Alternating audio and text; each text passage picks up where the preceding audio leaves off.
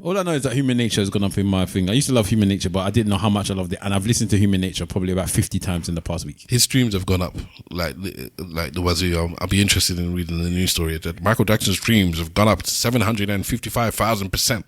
I need to listen to his lyrics more because Michael Jackson is actually a gangster. He said in Human Nature, he goes, the woman there, she knows I'm watching. She likes the way I stare. And I said, nah, Michael Jackson. I said, he said she likes the way I stare. Let me add to that. He said, why is human nature? Why? He said in Thriller, I can scare you more than any ghoul would ever dare try. What kind of threat is that? The adversity. Like, he says he's too high to get over. Yeah, too low to get under. Yeah, you're stuck in the middle. Yeah. What did you say after that? You're right. The lyrics were starting something. Have you read the lyrics? Gangster lyrics. No, he's talking about. You know what he's talking about? Basically, her being crazy, and he has to deal with the fact that he loves her and she's crazy. I never listened to the lyrics of this song at all. I'm telling you, bro. Never listen to the lyrics. You love to pretend that you're good when you're always up to no good. You really can't make him hate her, so her tongue became a razor. That's what he said in the bars. Bro, in other words, this woman is chatting shit to him on a daily basis. He just deals with it because he loves her. Tongue, every man can relate to that. Her tongue became a razor. Don't mess with Michael on the You're lyrical. a vegetable. Elenu jabala jabala. You're a vegetable. Wow. That in Yoruba is alluding to that your mouth is sharp like a razor. They got it from Michael Jackson.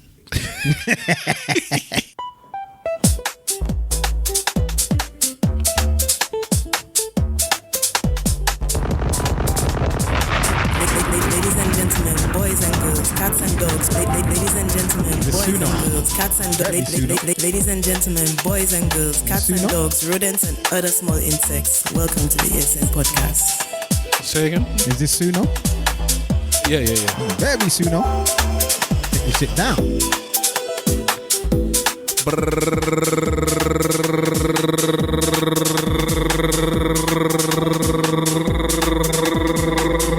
Welcome to the ESN podcast where people come and talk, harass, fart, bunch of whatever.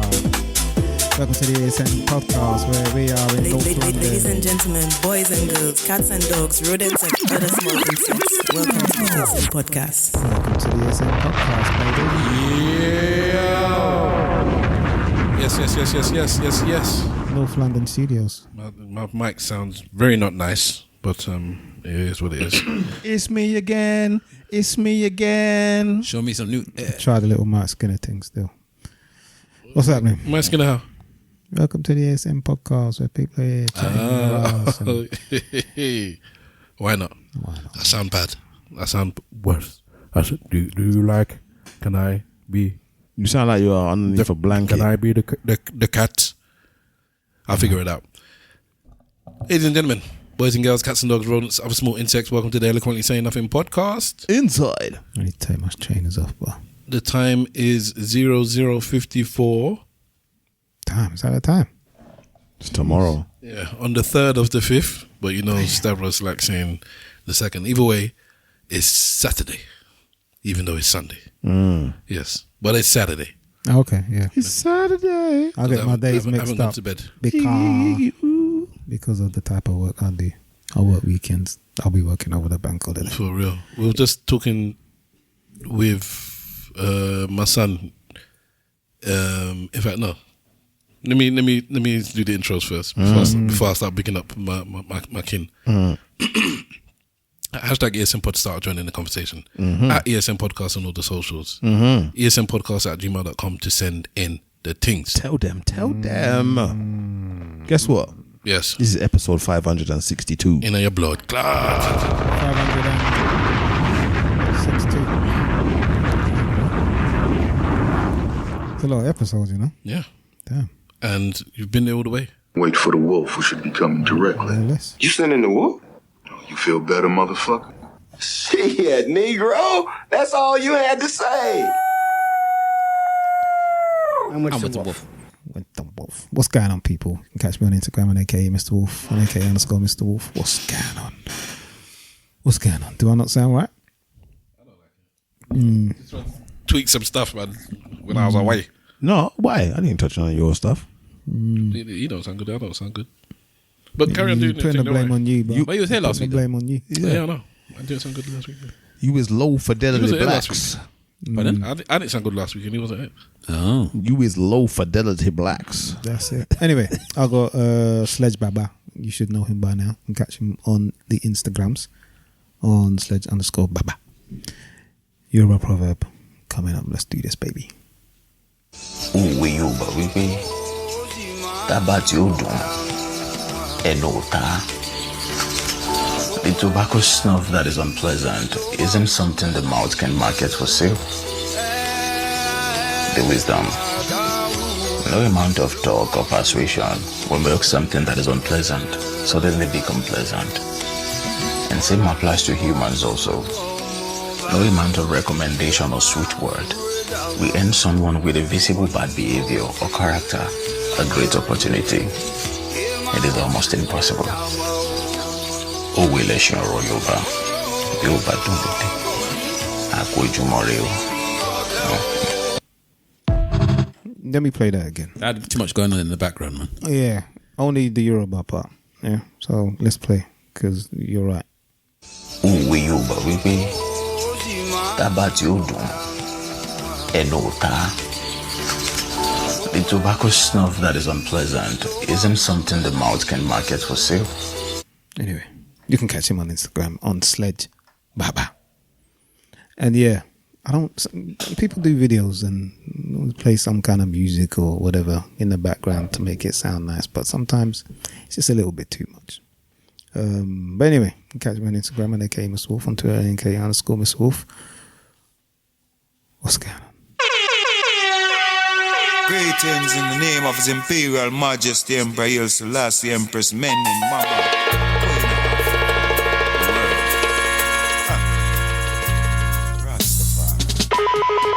Forever, forever, forever, forever, forever, forever. When the grabber art, the scheme art like Shabba mother part. Guys, I always say forever alliance in the foundation. Boom, bam. Say something. Big Wahala Insta, Big Wahala on Twitter was good, people. I've ridiculed everyone on the roster. I just want to say from the bottom of my heart, I'd like to take this chance to apologize. What? To absolutely nobody. Get down. The double tap does what the he wants. Paid the cost to be the boss.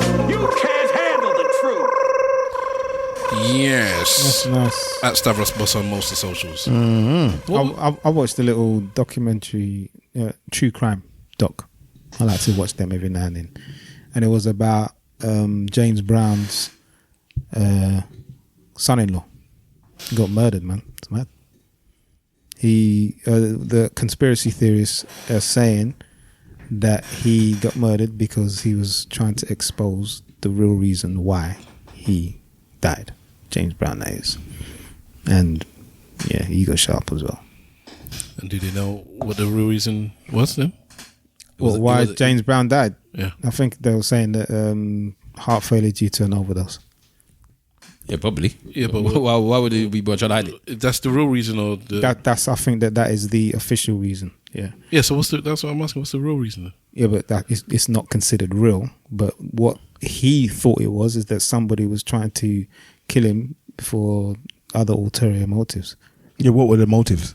I can't remember, man. Oh, okay. Go watch the documentary. How old was James Brown when he died? I think it was about 70 something. James Brown. Like that. James Brown was on some serious. Yeah. Yeah. It doesn't mean that people didn't kill him though. If his heart passed out and that's what the story that they're giving, I get you, I hear you, I understand that happens at times, but it's a plausible story. Yeah, of course it because is. of how much drugs he was on. Absolutely, and that's why nobody's really questioning it. Yeah, that's not that old either. I mean, it's old, but I mean, Elvis died the same thing, innit? A lot of people did, But it was interesting. His daughter married a guy who was some kind of a businessman, and then when he married into the family, he became like a manager and all that stuff, and was quite close to James Brown, and he just had this idea that he didn't just die. So in other words, he's hating on the fact that the son-in-law was more involved with James Brown than maybe he was, or maybe he. The daughter was the daughter. Yeah, but you said the daughter married a man, and the man was very much involved in. Yeah, so I'm saying the son is the one that's complaining, isn't it? No. It was just they never really. I don't think he had a son. No. Who's the one that? Who did you say a son or the daughter complained? The son-in-law got killed, and there's a documentary saying that the son-in-law believes that the dad died because of nefarious reasons. Okay, so I thought that's the word I was looking for. I thought you meant the son said that the dad died, and then the son-in-law. Then the son got killed, and then you were saying that the son-in-law might have been involved. Sorry, it doesn't matter what you think because you didn't say son-in-law at the beginning. You just said the son, so that's why. I got a video of me actually watching WWE pins with my son because we were watching Michael Jackson. We were all in our bed this morning watching Michael Jackson videos. Did the children watch the film as well? No. Okay. And in YouTube.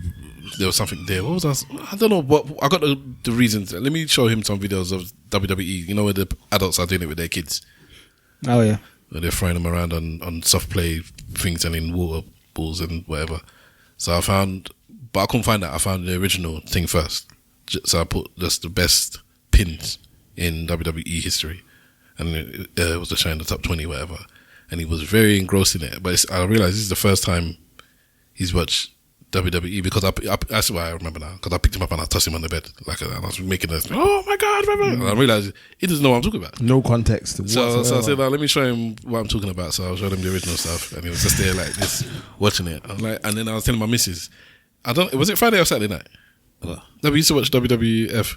It was on Monday night. WWE. It wasn't on Monday because it was on the weekend. This is many years ago before Monday Night Raw. This is before many years ago. Many years ago. Wrestling used to be on Saturday. So Saturday night we had the holla bread.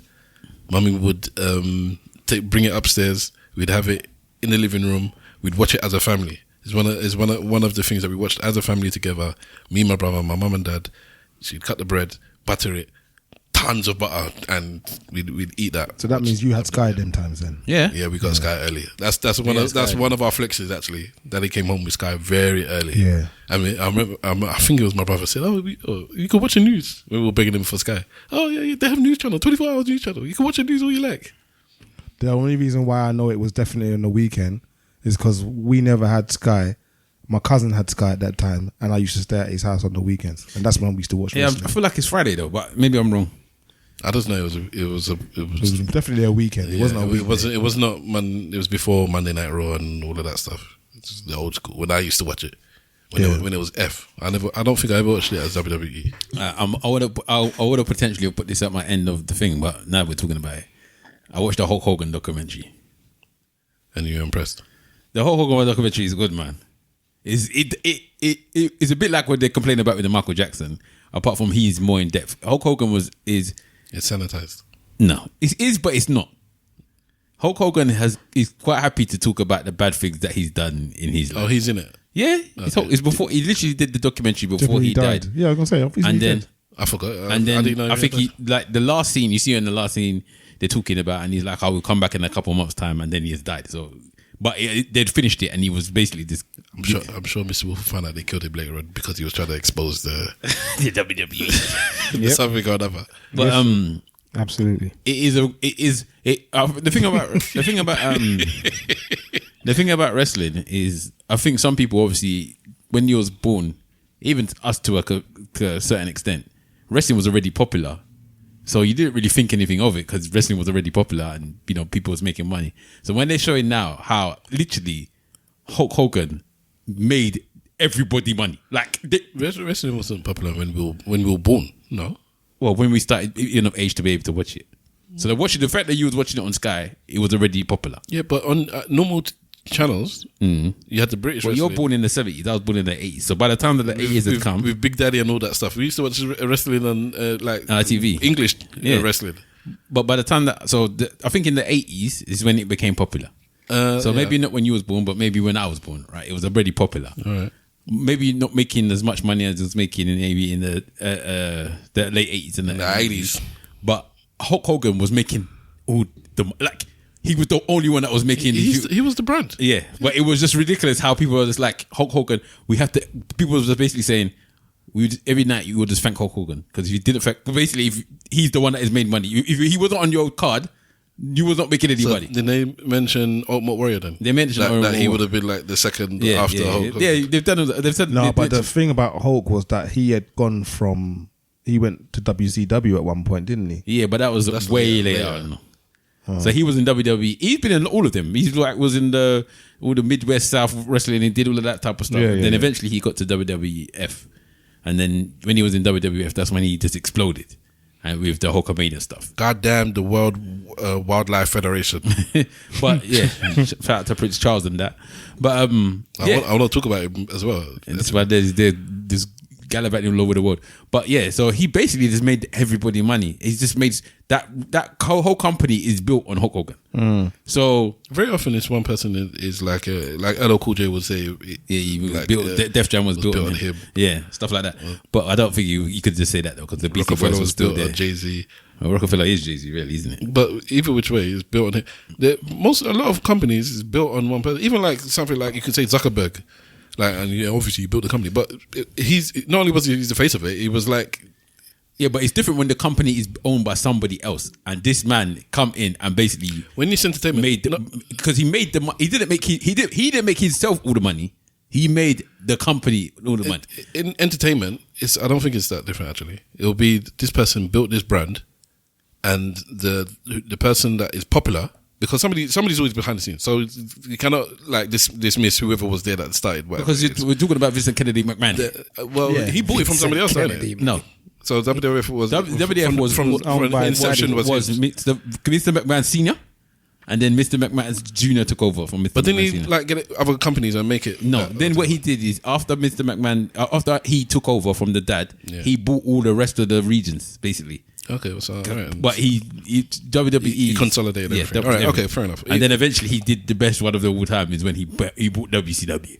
But that's another story for another day. This was getting excited. Oh, man, you don't understand. The WCW one is the best. That is the ultimate and the most petty fuck yous I've ever seen in my life. The man. Okay, so I'm getting into it now. I've taken me there. Right. So if anybody knows about wrestling in the late 90s, maybe early 2000s, yeah. They had something called the Monday Night Wars, which is why I was saying it must have been on Monday night. But the Monday Night Wars was between Monday Night Raw, which was WWF or WWE at the time, and WCW had Monday Night Nitro. So what they used to do is they used to basically be showing at around the same times, if not the same time, and it was basically who had the best ratings. A long time, WCW was smashing WWE. Yeah. But they were also spending stupid amount of money to do so. Mm-hmm. Right, and Hulk Hogan was there at the time when they was doing all of this. Yeah. It's when the NWO was there. Yeah. That is the best Hulk Hogan era of all time, by the way, when he was the baddie. With the painted bed. Yes. For life. That is the best Hulk Hogan era. I don't want to hear any argument about it. But anyway, so eventually now... Like the drunk Superman. Yes, basically. Eventually now, it got to the point where WCW was losing ratings. And it got to the point where they just basically this is the thing that was their biggest downfall is that they actually got different writers. The writer that they got that used to write for Monday Night Raw ended up going to WCW and he ruined it, right? Then everyone stopped watching WCW. They lost a whole load of money. They went into bankruptcy, and then Vince McMahon bought them for like $1 million. Then not everyone really knew about it because this is not before Twitter and the internet and all this type of stuff. So how it was kind of announced was on Monday night when they showed Nitro, you just saw Vince McMahon on there, and Vince McMahon was just on Nitro and he was on Raw. At the same time, he's like, if anybody wants to know why I'm here, I just want you to let you know that I bought my competition. And then he was just there talking about bruv, it was one of the best fuck you moments I've ever seen. I said, nah, Vince McMahon is cold. But everyone says that he actually was, because he took all the wrestlers there, he brought them to WWE, they tried to work it out and all that stuff. But yeah, it was just one of them things where I destroyed you. It's not even a case of there's a battle anymore. Not only did I beat you with the ratings in the end, I actually bought your whole company. It's deep. It's deep. It's very deep. So if you get a chance and you can see the documentaries about the Monday Night Wars, please watch it because it is a very, very big thing. It's like NWO was WCW side, and it was Generation X that really brought back Monday Rap Raw. Generation X and Stone Cold and The Rock and them, and they really brought back. It was mad. You see, like they turned up at WCW. They turned up at WCW's building with a tank. All of this stuff trying to run down the thing. They did so much stuff. It was so. And then obviously there was Triple H, The Rock. Yeah, Triple H and Shawn Michaels, China and X-Pac, and then the New Age Outlaws. That was the Generation X. Damn. And then again, so it's so much big things. Like when it's just please, if you get a chance, just watch a documentary on the Monday Night Raw was, because it is really this is how I interesting. talk about Andor. It is really, really interesting. But anyway, going back to the thing, Hulk Hogan was just making some people so much money. It's just ridiculous. If you can get a chance, please watch the Hulk Hogan documentary as well, because it is done really, really well. And you do see, if you don't like Hulk Hogan, like a lot of us blacks don't like Hulk Hogan, at one point you just be like, I kind of remember why I liked this man before. And then it kind of glosses over what this is the problem I have with it. It doesn't talk about the exact things he said. Yeah, of course. It just said there was a scandal with the sex tape. Yeah. And then suddenly they heard the audio of the sex tape and he made a racial slur. They don't actually say what he said. Do you know what he said? Something about his daughter with an N-word or something like that. He said it a couple times. My daughter with the N-word. Effing N-word. That's what he said. He said it a couple times. But the one thing that he had, one of the big things he I said don't expect anything else. One of the big things he said is, what did he say? He doesn't want to die because he's going to die. The worst thing that can happen is if you come back as an N-word. Like, that's what he's thinking about when he died. Yeah. Yeah, that one was because I fully you can get the I don't want my daughter with a darkie. If as a white person saying that, whichever slur they use, I just understand it. It doesn't even bother me. Yeah, I'm not really at all. But randomly thinking I don't want to die because I don't want to come back as a black person is a massive. That's a full of racialism. That's like, why, brother? Why are you thinking, brother? If you're gonna say brother as Hulk Hogan, you ever say that, brother? And you know, Mr. T's daughter is a comedian. And I just saw a snippet of her doing a comedy show, and she's like, when I grew up, nobody believed that Mr. T was my dad.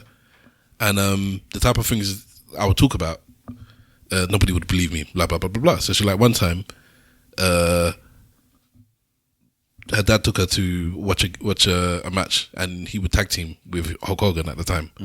And the dad said, don't worry, it's all fake. And he broke his ribs. They took him to the hospital. And it was Roddy Piper that broke his ribs. Yeah, this is WrestleMania 3. And then it went back to the hotel. Hulk Hogan came. And then Roddy Piper came and said sorry. And apparently Hulk Hogan was sniffing madness and said, I'm gonna get revenge for you. And they started fighting Roddy Piper in the hotel. And then it broke up, blah, blah, blah, blah, blah. And then she went back to school the next day and they said, so what did you do this weekend? She's like, I ain't even got a brother. Like, nobody's gonna believe me. No one's gonna believe me. I think I've seen the same thing. Yeah, Roddy Piper was not happy with the fact that Mr. T was in WWE at that time. He was not happy about the situation. He was one of the first people to complain about celebrities being in wrestling, and they still complain about it to this day. But shout out Logan Paul though, because Logan Paul's good. I saw him on one of those that dude's videos. Who's that? I go around interviewing millionaires and billionaires. Can you give me 1 minute? School of Hard Knocks. Can you give me 1 minute? School of Hard Knocks. Your man doesn't take no for an answer, man. Blood fire. He's charging money. Yeah, I mean, you got to be persistent. You know? Clearly. Yeah, and it's got him a lot of money and a lot of followers. Somebody offered 10 million for 10% of his thing, and man just ignored it but carried on with the interview. Wow. 10 million for 10% of what? Who? So this dude is a social media dude. He goes around interviewing millionaires. It's the one that I posted a few times. Yeah. Oh, yeah. So it will be my Stavros says actually. So okay. none that I can remember. But it's called School of Hard Knocks. School of Hard Knocks. So I'll put it in. It will be in the show notes. And I spent, like I said, I saw Mr. Wolf earlier this week, and I said I was watching it last night. And that was that day. And then last night, as of today, I watched it until about 5 a.m. this morning before I went to bed. Just bare little clip. So from about from about 1 or 2 to 5 a.m. I was just watching his shorts. So basically, like 2-minute clips of him interviewing millionaires and billionaires. And one of them, so it's got to the point now. He's been doing it for years, and the millionaires and the billionaires they've seen him now. So very often it's like, I know who you. Eventually, I know who you are. I've seen you. And one of them was like, I know you. And then so you asked him the same generic questions. When did you first become a billionaire? What's the most important thing? Have you ever been broke? He's big on this thing now where he's talking about inspiring the youth. The God. No, he's always said that. Okay. But now it's like, oh, you believe in God? And who's your God? Jesus Christ and blah blah. But this one dude is like, yeah, I know you. How did you make your millions? Oh, I buy and sell basically. I invest in companies. Yada yada yada. And then he flipped it. He's like, you ask all the questions. Let me ask you a question. And then he asked him a couple of questions. And then he said, brother. Sorry. Brother. He said, I'll switch off your mic. So I'm trying to. Yeah, he's like, I want to invest in you. I want to invest in you. You're the big. I want to invest in you. He said, let's cut the crap. I'll give you 10 million for 10% of your business right now. He didn't even ask what he's like. I don't even care what you're doing. I put my money in you. Like, I trust you. The man just brushed it off and asked the next question. That's when you know he's making enough money that is like, this is like whatever. Maybe he just didn't want to disclose that on the live thing. And he's mentioned it on one of the other ones. Somebody asked him, how much are you making? And he said something like 10 million he made. He's made a $10 million company, or he made 10 million in a year. I can't remember which one it was, because the dude was like 10 million. Like yeah. The man was impressed, even though he knew him and he was impressed with him. I just didn't think he thought, well, just going up to people, you can make 10 million. Just going up and talk to people. Like, what, you're making 10 million. People that are like millionaires and millions do not necessarily know how much money these people are making on these little small things that they do. Yeah, it's like your little podcast, your little video cast. What he does is that he's now got. When I started watching him, I think it was about 50, 60,000, maybe up to 100,000. Now he's got, I think it's gone past 5. No, 6 he million. keeps mentioning 21 million. On his various. I think it's they add it together. It's YouTube, TikTok, and Instagram. But yeah, they make money by providing courses and mentorship. So I believe that he has a school. There's a website or an app called School SKOOL where you can learn. Even you've gone beyond your old person talk on TikTok and on Instagram. They'll make money just off you watching the clip. Yeah. But he's kind of, from what I can see, he's dipped his hands. Yeah, everywhere. he does other stuff as well. But people can make hundreds and hundreds of thousands just from doing that. Just from views. If you're popular enough, which is amazing. So that means that we have to really give more respect to iShow Speed, isn't it? Oh, I don't disrespect that dude at all. No. Like I in the past, I look at him and I think, this is you, man. But then deep in it, he's a hustler, bruv. Standard. And _ you. He's a young person. He's a young kid. Having fun. He's just out there. And this is the thing. Our generation wasn't about... Like, the first thing that I saw people making money where I was like, what? Was people playing video games and people just watching them play video games. Yeah. And the amount of money that you would gain on YouTube... you'll get 100,000 subscribers to 300, 500,000 subscribers, and it's about how many subscribers you have and how long people watch your videos. That's how you get money. And when people are playing a game that will last 30, 45 minutes, an hour and a half, these people are making dope. I think that was the first time. Well, no, it wasn't the first time, but that was one of those times where I was just like, motherfuckers. Do you get what I mean? I'm old. We do that. I'm old and I missed the boat. Yeah. I think I was born either 10 years too early or 10 years too late. Either which way, either side of that, I would have made more money than I do now. Yeah, 100%. Just by doing normal shit. Even with the game, man, I was just like, motherfuckers, because we put our hours into that, and it wasn't an investment. We put our 1,000 hours into it. Yeah, we put our hours into it, and it wasn't an investment. 3, 4, and these motherfuckers now 5 o'clock in the morning. Yeah, it cost us money, and then waking up at 7:30 in the morning to go to school. Yeah, it cost us money. I was there. Don't turn the machine off because you ain't got no way to save the thing. Yeah, like all them things, bro.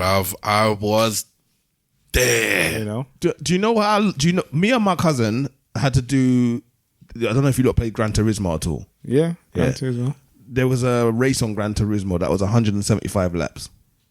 And me and my cousin tag teamed it, and we didn't have a memory card. You couldn't save that. Couldn't save it. How long did it take? Hours and hours. Have I sent you that short? Sorry, go on. No, go ahead. That video of somebody saying that computer games are what's wrong. The way children play computer games now and the way we play it shows you why we're more resilient. You mentioned it, yeah. You mentioned it. But I've showed it before. I think so, yeah. Or did I even play it on the pod? I think you played it in the group. But I remember watching it because we had the debate in the group about it. Yeah, I believe it. I believe it. If I can find it, I'll play it. But yeah. I was talking the other day about group chats actually to my wife. I was like, sometimes you know when they do. You ever seen these like little memes that they do sometimes, and they'll be like, what your wife thinks you're thinking about, and what you're actually thinking about. So you'd be like, he's thinking about a woman, and he'd be like, I beg Saka will score today or something. Yeah. I was saying to her that I got another group chat with some of my colleagues from work, and I was saying to her, you people that would think they were talking about all these different things in the group chat. This is the thing that we were talking about in the group chat that particular day. We were talking about the best way. What was it? There was a discussion about. In fact, it was the best way to dunk tea to dunk biscuits in tea, and that was the discussion it was having for the whole month. And I'm like, this is the type of nonsense that you'll be having in men's group chats that you think that we're talking serious things, and that's what we're discussing. How what is acceptable of dunking? How you're supposed to dunk it? We was there for literally hours stupid nonsense like that. And I'm thinking sometimes people think that men have just like one brain, man. They always talking about women or cars. Sometimes it's just nonsense. They always think your man's cheating, man. Sometimes they're just chatting nonsense somewhere. Or listening to Mr. Wolf's conspiracy theories. One and the same. All right, let's play this. Well, you see, shade. I'm just joking. Forgive me. It says here that a psychologist explained why 90s kids think differently than Gen Z. The games you played as a kid literally rewired your brain. And here is what changed. Okay. He said children in the 90s played games that forced the brain to fail and try again. Mario, Sonic, Prince of Persia, you had 3 lives, no saves, no hints. When you lost, you learned patience, planning, and frustration tolerance. Today, yes, you did. All right. Today, many games guide kids step by step, auto save every 10 seconds, and remove real challenge. Goes on to say that Tetris, Doom, Quake, Zelda, you had no map, no path arrows. Bro, when I played Zelda for the first time, that was my thing. And I played it, the very first time, I'm like, this game's crap. I hate it. And then maybe I cleared all my other games. I put Zelda in and I started playing it. And I was like, then I started playing it. It was the most fascinating. And then I broke a wall. I'm like, I broke a wall. And there's something in the wall. And then I used my sword broke a tree and I got like something out of a tree. I started trying to navigate every single inch of that game. And it turned that game into an amazing game for me. Yeah. So it says you, sir, remembered layouts, patterns, secrets. Yes. Scientists now show that these games strengthened the hippocampus, the part of the brain for memory and navigation. Modern games often give glowing lines, GPS arrows, voice assistance. Kids follow instruction instead of figuring it out. I hate both their voices. Right? Boring. You had to stop when you failed. Today's games are endless. Fortnite, Roblox, what's this? Genshin, Minecraft, built to keep attention forever. He said this trains a different circuit. Instead of finishing tasks, kids get addicted to constant stimulation. One parent said, and this is good, my son never knows when to stop. The game ends him. He doesn't end the game. Wow. Game ended him. That never happened with Sega or PlayStation 1. Yes, the game ended him. Yeah, it's interesting what you said about the maps, because Grand Theft Auto, I think it was the first or the second Grand Theft Auto, you remember the maps of that one. You had to. It was overhead view. It wasn't the view that you used to now, where you can pull people out of cars. Like, you would have stopped playing by Grand Theft Auto stage. Is it me? I never played Grand Theft Auto. You would have stopped playing by that stage. Yeah, the first one was primitive, bro. But you have to remember that in our day and age, we used to have a bit like A to Z, where we used to have like guides on like book guides. You buy like a Games Master with cheats, and then they have like the way to do the guides and stuff like that. So we used to have guides. It's just you'd have to read it basically. No, but also it was like there was a program called Games Master. Remember that? Yeah, the comic came from. But they had like magazines as well. Like gaming magazines would give you stuff. The gaming magazines would give you stuff that the game didn't give you. So it was like, so what he's saying here is that modern games now give you all of that information in the game. I still think that's what I'm saying. There are cheats you get externally. Yeah, there was. You used to have the game thing that you put, the game genie that you put the game on top of. No, I'm talking about now. I don't play games now. Okay. But I'm assuming that most games have hacks and cheats. And you need to get them on it's just be on a website now. It won't be No. The games now. There's you can't go on a website and find a cheat or a hack for whatever new game is out now. No. So what happens is you don't get hacks or cheat codes anymore. What happens now is people end up finding vulnerabilities in the code. And then that vulnerability in the code then becomes known as the hack. But the vulnerability before, the cheat codes was basically whoever did the testing, they used to need backdoors to do the testing. So if you look at some of the cheats or most of the cheats that happen, you notice that they enable a certain thing that allows you to be able to go through the game very quickly. That is completely testers' tools. If I say to you ABACABB, what does that mean? Sonic, innit? Was it Sonic? Blood, Mortal Kombat. Mortal Kombat that's for Blood. it. Yeah, that was it. Yeah, that was it. Yeah. So, but you had to know that. But you had to know that. So, but that was a hack. ABACABB. No, it wasn't a hack. It was it's a QA workaround. What did they? No, they did it on purpose because they didn't want to release. I mean, in the UK, they couldn't release Blood on the Nintendo or whatever it was. So or the Sega. So they put that code in there. What did they call it? Not treasure chest or what's the things? Egg. Easter egg. Yeah. So, but with modern games now, they don't do that. So what happens now is I refuse to believe the way people find hacks and cheats in a game is because of vulnerabilities in the code. So you have a game like let's say GTA, for example. Before they started patching it, there was a problem in GTA where you could walk next to certain walls and then all of a sudden you can fall through the map and then you can go anywhere in the map. But that wasn't something that was programmed in. That is because there is a vulnerability in the code. And that's how modern gaming has those things that you're calling hacks. Whereas before, those hacks were actually programmed into the game. They were part of the suite. Some of them would have just been mistakes. No, most of them were part of the suite. Listen, man. Maybe if you're talking, you also have to remember. I'm not talking about Street Fighter where you do a flash kick and seven fireballs come out. That's different. I know that somebody had opened up that arcade machine and did a little rewind. Yeah. Before somebody said, I might as well do this official then, or kind of official. Yeah, but no, with the modern games, it's vulnerabilities. It's Sega, by the way. I don't know. It's Nintendo. No, it was Sega. It was Sega. Yeah, it wasn't Nintendo. It was Nintendo. Sega. Nintendo. They had blood. They had sweat. Yeah, they had sweat. They wasn't allowed in Nintendo. Yeah. But even in Sega, it still came with sweat. Yeah, and then you had to do the ABAC. The Mortal Kombat film coming out, right? Yeah, Mortal Kombat and Street Fighter. Do you remember? Interesting. Do you remember one of the two greatest adverts of all time for me is the Mortal Kombat 1 advert and the Mario advert? Do you remember both of them?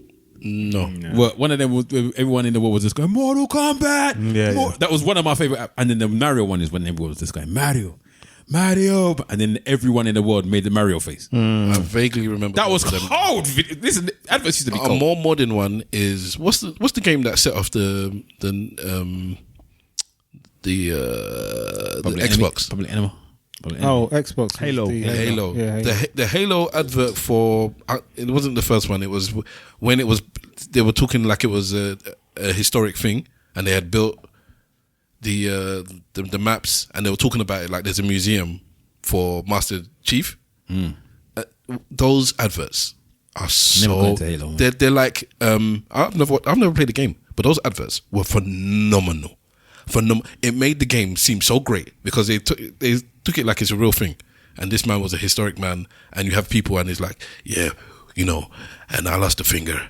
So this is a man that went through the war, but when Master Chef said, was it Master Chief? Sorry, when Master Chief, Raekwon the chef just came up in the game. When Master Chief said, so they made it look all cinematic and it was. So this is real life people doing. So I'll send that in the group. Those were phenomenal. How long do you think it's going to take before they start doing AI adverts? They've done it already. They're not doing it already. They've done it already. You don't have YouTube ads, bro. If you had YouTube ads, you know.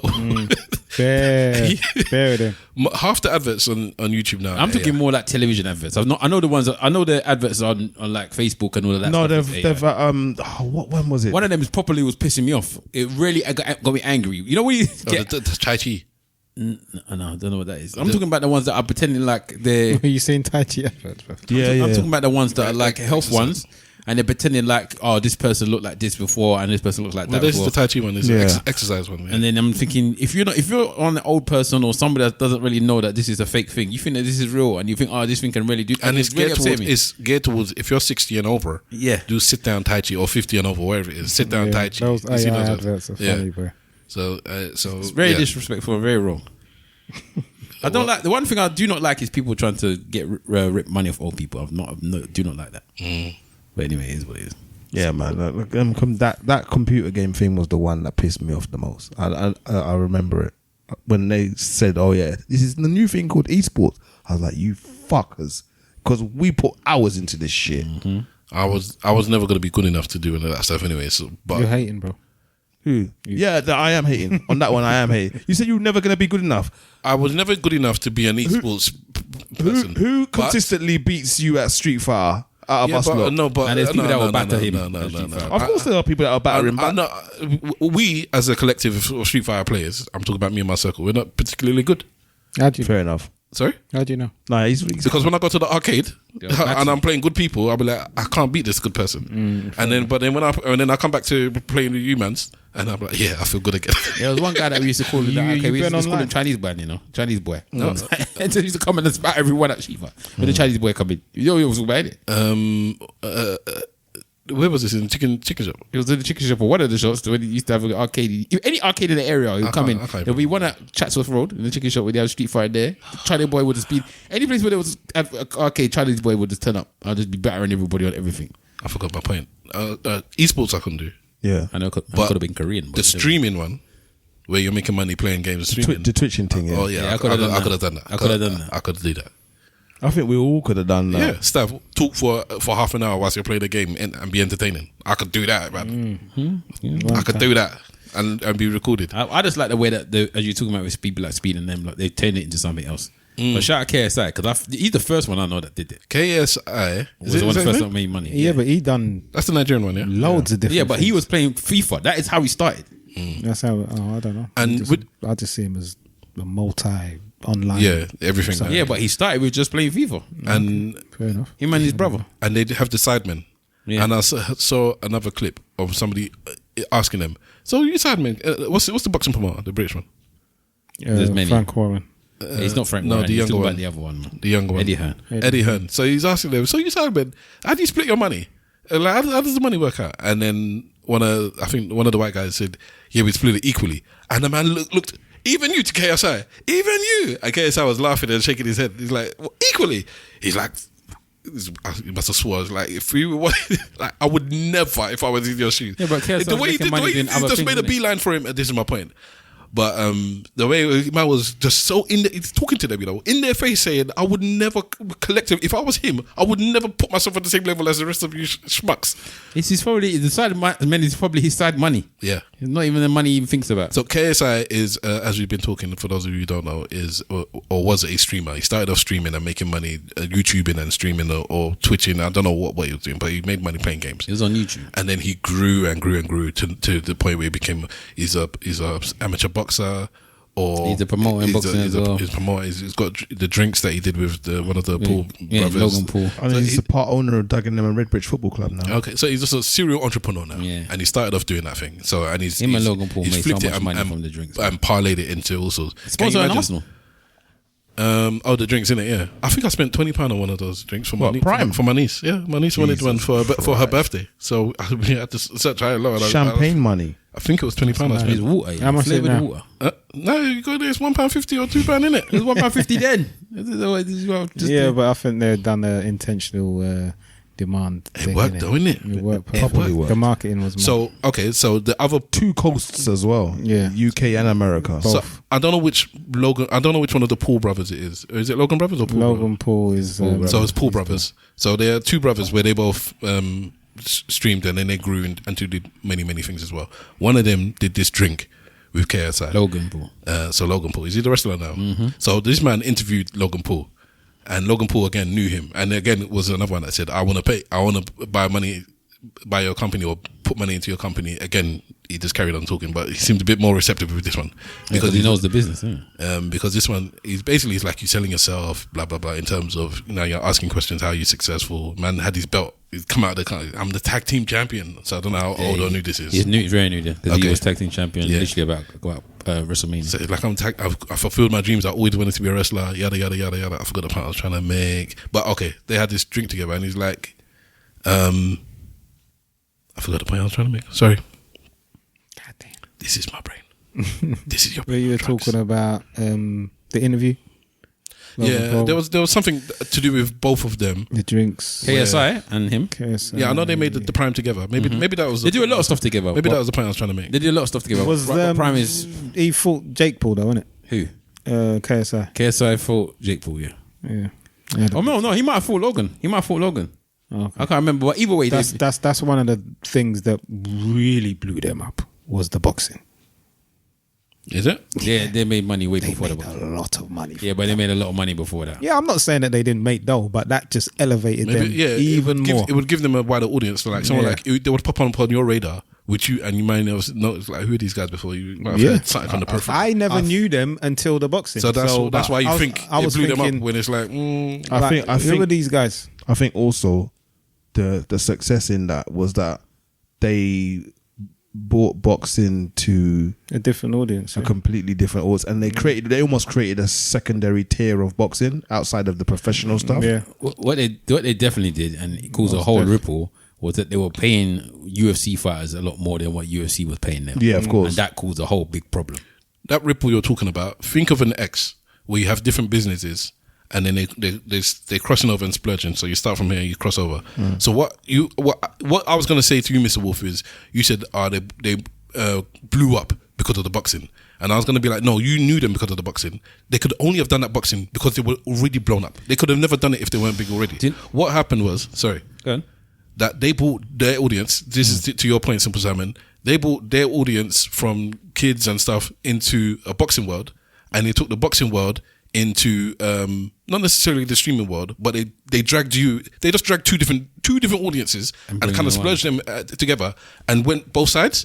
They were collecting money from both directions, and nobody's done that.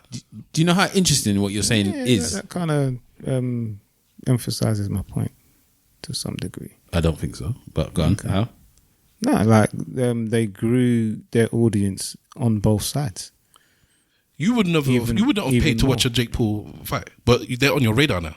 The people that were paying to watch that is the same people that is paying £20 to get a drink. That you never even knew who these guys were. Yeah, but what I'm saying is that they were making a lot of money prior, which I acknowledge.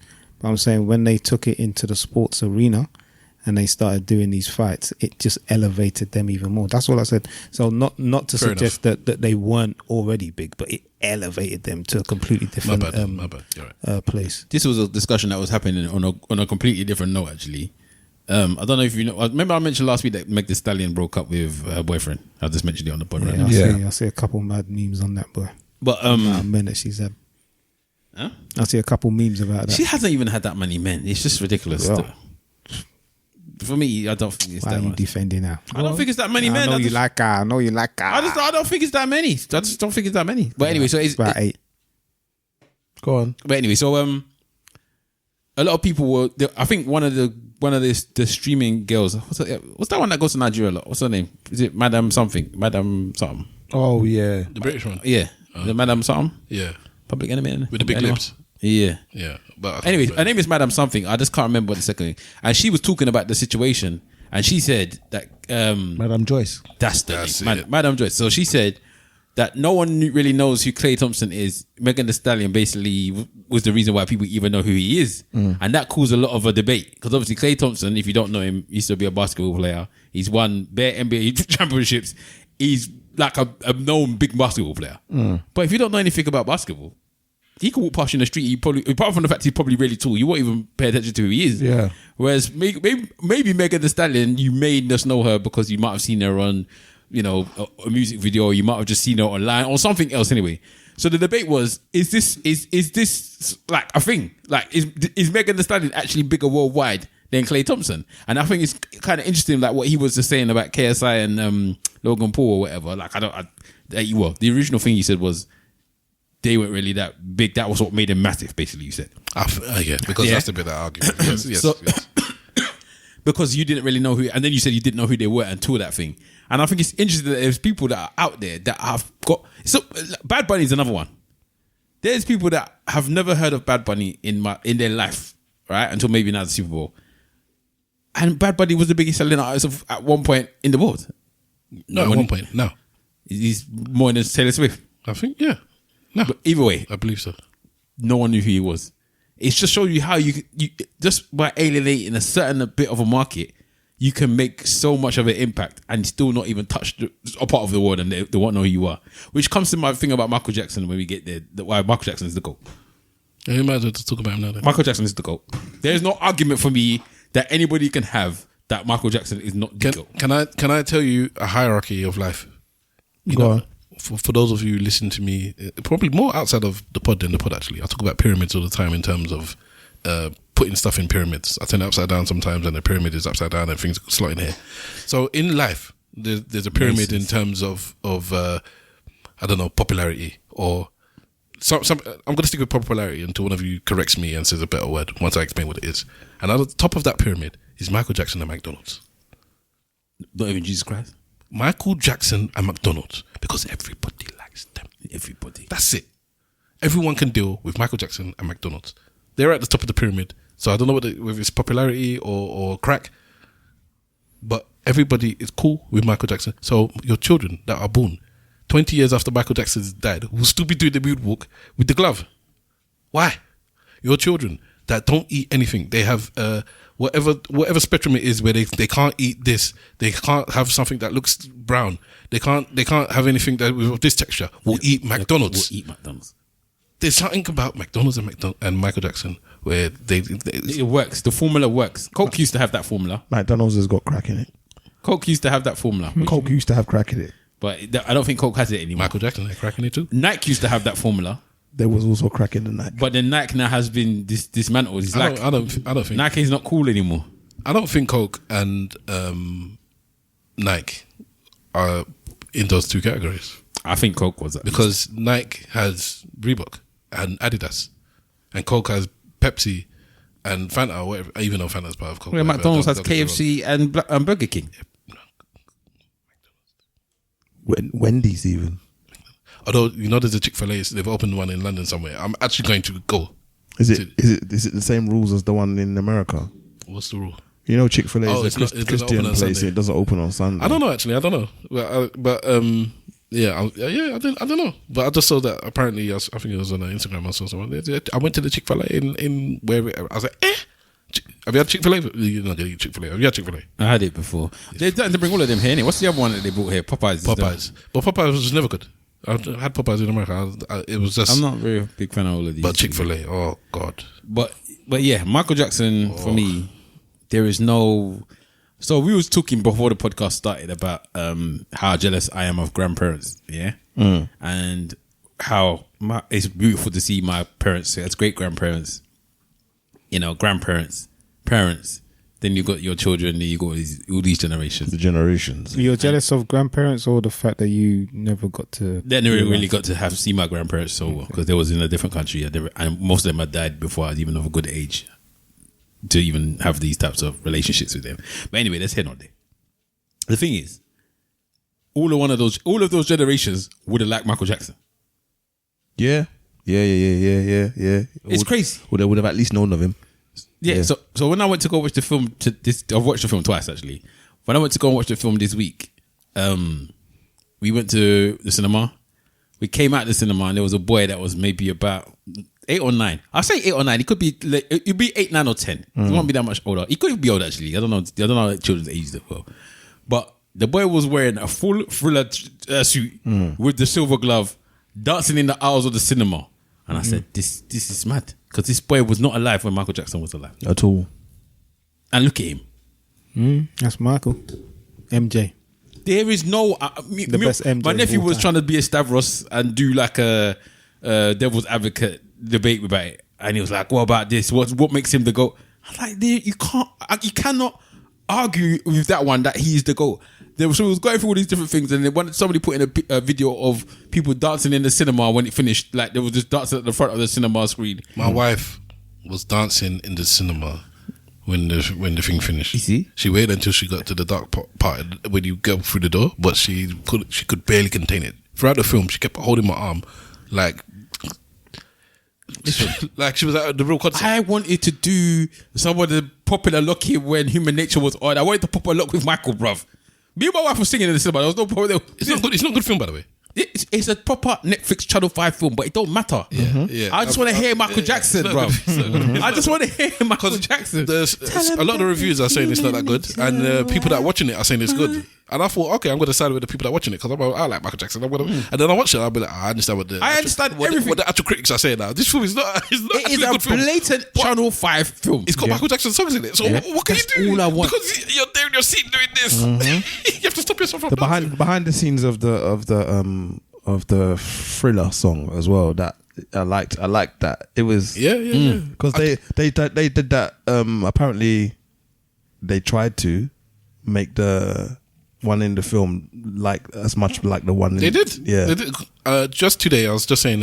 I don't know if I said it on mic or off mic. I was watching Michael Jackson with the kids in bed with my wife. All of us were in bed together watching Michael Jackson, and when my missus took my son to shower. We were watching a concert of Michael Jackson in Germany, and before he did Thriller, so this was his last tour, so the history one or whatever it was. Before Thriller, they did the little snippets of the actual video, and I skipped forward because my daughter's a scaredy cat, basically. Yeah. All right. But then she said, "What's that?" But she likes demons and all that stuff. I don't know if it's just because of Demon Hunters, but she's into demon. Quick side issue. My daughter's into this book now called Demon Slayers. It's a Chinese book. I think it's Chinese. You like a manga? You read it, and you read it backwards. Yeah. So the first, my missus bought the book. I'd gone somewhere, and we'd gone shopping. She bought the book in W.H. Smith, and she's reading the back of the book. I was ready to cuss her until later on I realized, that's how you're meant to read the book. Yeah, all the Japanese books go backwards. All the mangas. I don't do that. Okay, but we don't do that here. Yes, but anyways, my missus had an issue with all this demon stuff. She's a proper African, so she doesn't like the idea of demon hunter, demon slayer, so I said, "What you buy the book for then?" Anyways, so we had a parents' evening at school last week, and my daughter's teacher is Nigerian, and we're talking about reading, and that's something that my daughter, she's read hundreds and hundreds of books, so she's actually a reader. But they were talking about her reading. It's like, it doesn't make any sense. She reads so much. What the issue is? Blah, blah, blah, blah. For some reason, my wife then decided, and this book that she's obsessed with because it's her favorite book now is Demon Slayer. The way this teacher's face scrunched up, just like yours. And I was like, I said, the Nigerian came out. That's what I had to tell her, the Nigerian. And she said, yes, demon. She's like, what? Demons? I'm like, don't worry, it's a mega ticket, don't worry. But the Nigerian came out, and she's young. She's like she's in her late 20s. She's in her late 20s. Listen, there's certain things that's like a trigger in everyone's Nigerian skin. The minute you hear anything witch or demon, you're like, which one is witch? Which one is demon? It's mad. Your daughter's teacher is young enough to be your daughter. Yeah, that's right. It's mad. But anyways, the way her face scrunched up. But sorry, to go back to what we were saying.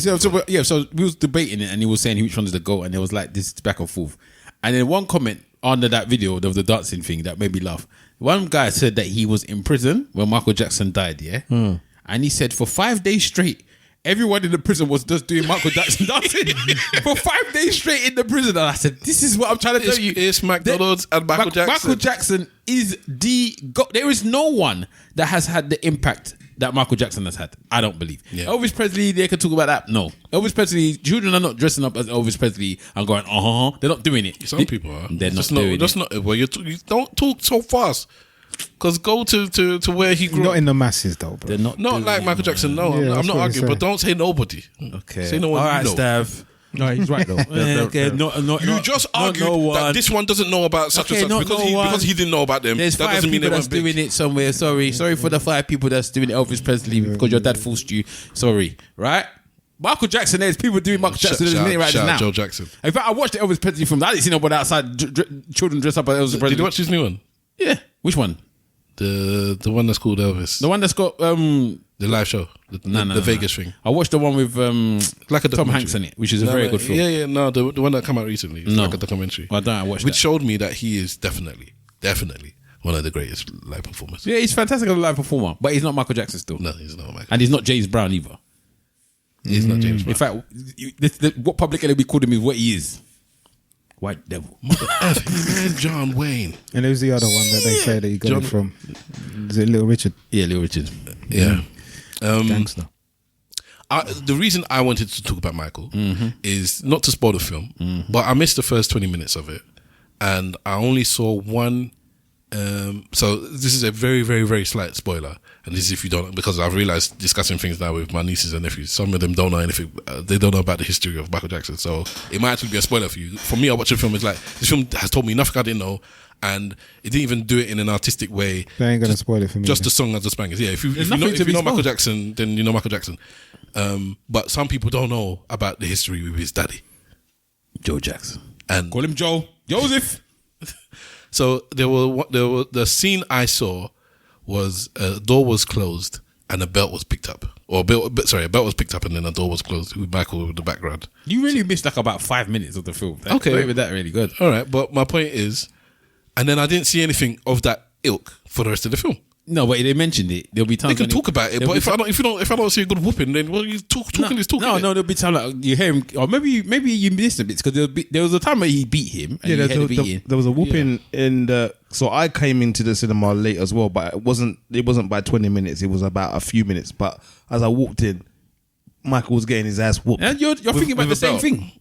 No, because the one I'm talking was about, after. You didn't see it. You didn't see it. He just saw him take it off the thing. That was after. As soon as I got home, I said I've paid for this. Legitimately, I went to the cinema, I paid for it. I can find a bootleg version and look for the singing. But even the bootleg version didn't start from the beginning. so the bit I saw was so I did see a bit with a belt where he actually got hit with a belt, but it was like about five or six whacks, and then that was that. And I'm like, is this what everyone's come? Because by this point, my whole family, the youngsters that all watched it, they were all discussing it, and they're like, I would never stand around, like the women, like the young women, I would never stand around and let my husband beat my child like that. My brother rightly said, bruv, you got bored, they're tired. Like, what are you talking about? You're going to go to your man and tell him, the man will slap you as well. I've got to tell him, just show them the Sean Connery thing. Oh, yes, a good slap. That clip. The man said it in an interview. He said, yes, it's all right. Yeah. He didn't say it's all right. He said, sometimes you need to slap your woman. In an interview on TV, you're talking about that I would never let, you ain't gonna do nothing, as Michael Jackson said. So I was, and then this is when I thought, okay, maybe I'm really toxic, because there's not too much difference from Joe Jackson, Michael Jackson's dad, who was apparently the most abusive man in the world, Tina Turner's husband, and Stavros. He stuck himself in from the film. I did not include Tina Turner's husband or Ike Turner. I'm not including that. I'm not a woman beater, but I do beat my kids. So there is not much difference in Joe Jackson and Stavros as a father. Okay, I expect excellence as a father. And I'm strict. I don't push my children to do things that they don't want. I mean, don't get me wrong, I'm being, hyperbolic. But end of the day, the beatings that he did, I've experienced those beatings and worse from what I see on the screen. I did not see the big deal. So if this is what Michael Jackson was crying about for the last 50 years of his life, it's like, bro, calm down. But he wasn't. You say that until hold on. Their life might not be mine. You heard your niece, the same niece, you're talking about, sent videos of Michael Jackson talking about what the man did. He said he used to oil their body, naked them. You didn't hear it? No, that one. So then you were paid. He said that he used to naked them, all his body with oil, and then so the beat would be worse with the switch. Oh wow! Joe Jackson was moving mad. That's not very business. That's the point. All right, that's different. Okay, all right. Sorry. Is there a difference there? I'm going by the film. I'm not going by the stories of real life. Of course, they're going to play it down in the film, though. No, you can. Why do you have to sanitize it? Make it real. Well, they clearly have. That's what I was saying. I'm going back 7 minutes. Go on. I showed my daughter the Thriller video because she basically, in essence, the demon stuff, she's saying that I like this stuff. I like demons and stuff because she saw him looking like a werewolf. She's like, was that a werewolf? I said, yeah. I like werewolves. I like demons and all that stuff. I said, are you sure? She don't know about demon. Well, end of the day, long story short, what she doesn't like is like fighting, guns, all of that stuff. If she sees it in just normal TV program, because when I was showing her adult stuff, and she'll cringe up, I will leave the room or cover her face. She hates all that stuff. Like somebody shout, they're shouting, and me and my wife looking at each other like, come on, man. but Thriller, she happily sat through all of it because I told her, demons. I'll play it if you're happy. I'll play it but once you start, I said you can't stop. I'm not, if I start playing it to you, you're gonna have to watch the whole thing. And yeah, because don't force the issue. Learn. I want her to learn. If you ask for something, don't start crying about it. Think first. So what? You can't change your mind? No. I've given her plenty of warning. Be careful about saying that somebody can't change their mind. That's the equivalent of no, you smoked one cigarette, so now you have to smoke the whole pack. I gave you plenty of warning. I said, we haven't showed this to you because we showed you Michael Jackson stuff because we think you might be scared. She's like, is it like this, demons and things? She's like, no, I'm cool with that. Are you sure? Blah, blah, blah, blah, blah. Yeah, all right, fine. If I started, blah, blah, blah. Anyway, she watched it happily. Yeah, and but she what said, if she was this is not uncomfortable? scary. Then she's uncomfortable in it. That's life. You've got to go be in situations. Scared. That's also life. So you would just make her watch. You would make her watch that. Yes, this man that you're talking about. Unless if she went like properly off the rails, then I'm not gonna torment her. Maybe you are like Joe Jackson, but maybe I didn't. Your kid's maybe scared. I didn't take it back. Be scared. No. Yes. Well, there's I just think you need to be very careful with the. I think there's other ways that you can teach a lesson, bro, rather than forcing. I didn't force. That's the point. I know. I'm saying.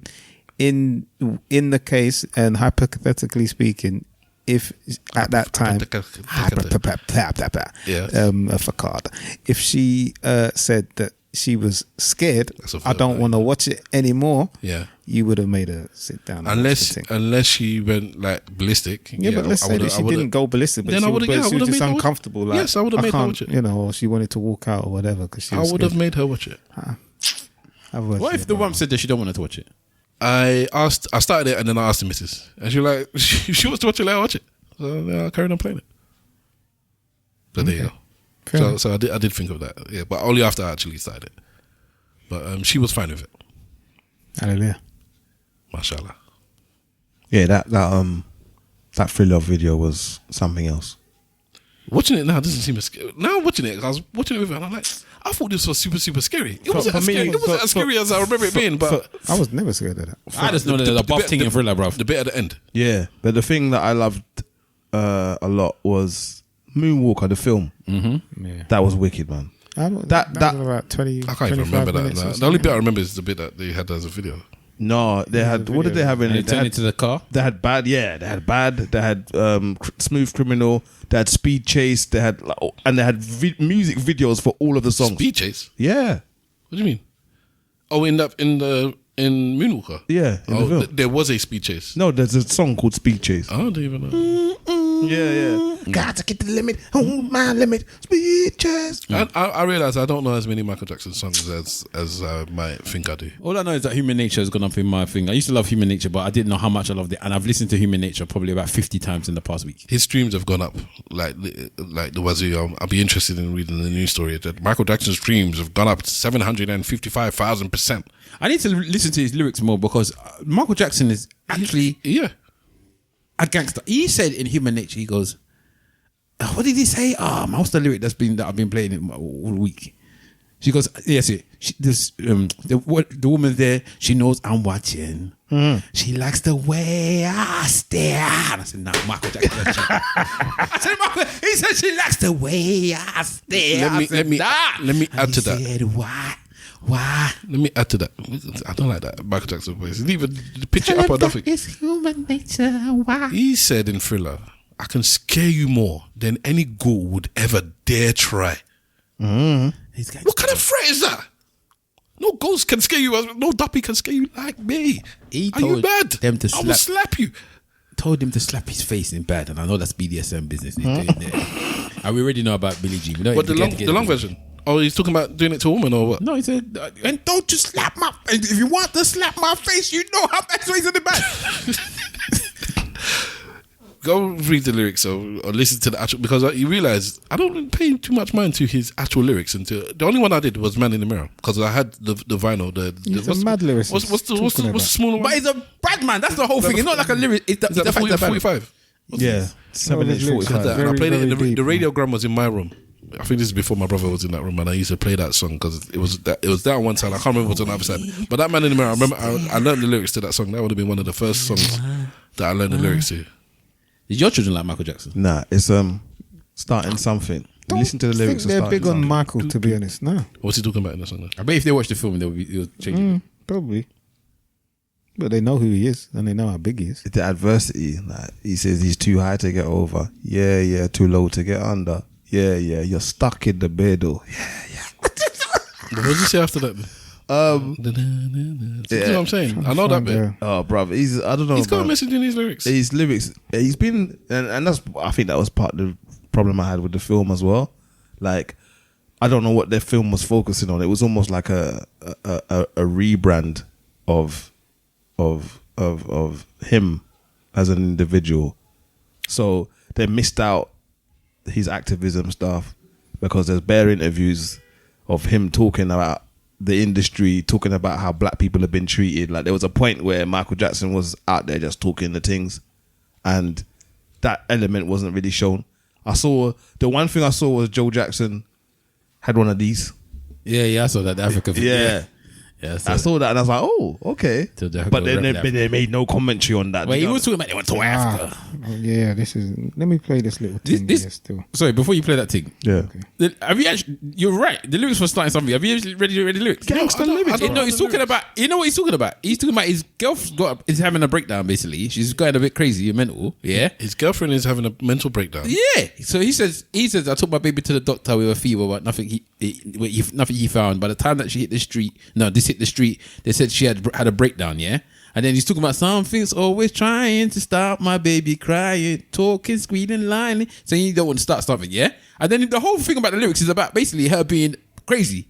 And he has to do with the fact that he loves her and she's crazy. I never listened to the lyrics of this song at all. I'm telling you, bro. Never listen to the lyrics. You love to pretend that you're good when you're always up to no good. You really can't make him hate her, so her tongue became a razor. That's what he said in the bars. Bro, in other words, this woman is chatting shit to him on a daily basis. He just deals with it because he loves her. Tongue, every man can relate to that. Her tongue became a razor. Don't mess with Michael on the lyrical. You're a vegetable. Elenu jabala. You're a vegetable. Wow. That in Yoruba is alluding to that your mouth is sharp like a razor. They got it from Michael Jackson. Oh, it's Billie Jean he's talking about as well. Yeah, Billie Jean as well. Billie Jean is in the wannabe starting something. Yeah. He must have been tapping some Billie Jean, because who is this Billie Jean? Well, he mentioned the name. He said Billie Jean is always talking when nobody else is talking, telling lies and rubbish others. Why are you always talking? Call her mouth a motor. He's Nigerian. Why are you always talking when no one else is talking? So Billie Jean is a troublemaker in this album. I didn't know this. Maybe there's a running theme in the album. Billie Jean was outside telling people that he was her lover, and he said no.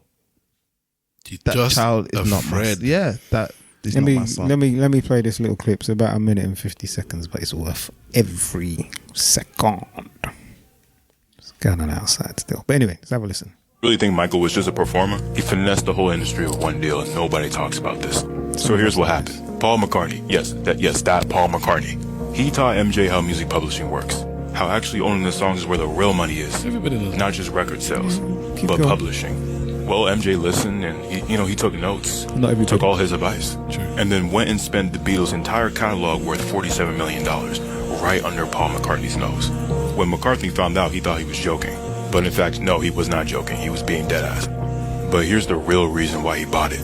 Because buried inside that catalog wasn't just their music, it was a massive chunk of black music history. When I read this list, I was shocked. Jackie Wilson. Did you know this? Ray Charles, Percy Sledge, Sly and the Family Stone, damn. And Little Richard, their own mentor, really just did him dirty. When Michael realized that Little Richard's publishing was inside that deal, and for those who don't know, Little Richard, a man who wrote the smash hit Tutti Frutti, the same hit that other white artists covered to get more popularity, and sales, only got paid $50. Due to the fact it was acquired by the Beatles, it was only paid $50. And MJ gave it back. He gave back his publishing with no press release, and quietly just gave back. MJ refused to let that keep happening to black artists on his watch. So let me ask you something. The same media that called this man Wacko Jacko not even once told you that he was the biggest black music publisher in history and was using that power to protect artists that built the culture. Why? And now Sony owns all of it. Approximately $1.2 billion worth of black music history sitting in a corporate vault somewhere. And unfortunately, the moment he was gone, it was gone too. And we all have our theories, but we get what really happened. So the next time someone tries to reduce Michael to a punchline, send him this video. The man wasn't just the king of pop. He was playing a game nobody even knew. No, I already knew about that. Yeah, I knew. Yeah, and it's not the Beatles publishing. It was other people's publishing that he bought and gave back to them. So I think I don't know. No, he did buy the Beatles publishing. No? Yeah, he bought them, but he's like the Beatles publishing was part of the other people's publishing. They can't be. They will have their own individual publishing. You can buy it. I think he just bought a pack. Of he bought a lot. Like a whole, like maybe 1/3 of Sony's publishing ended up being Michael Jackson. So, some mad number like that. And then yes, I know that he was giving people their publishing back. And him and Prince are very similar in that situation with the labels. And again, stop using everything in its right place underneath videos, which is the name of that song. Because all I could think of is that song when I keep hearing that stuff.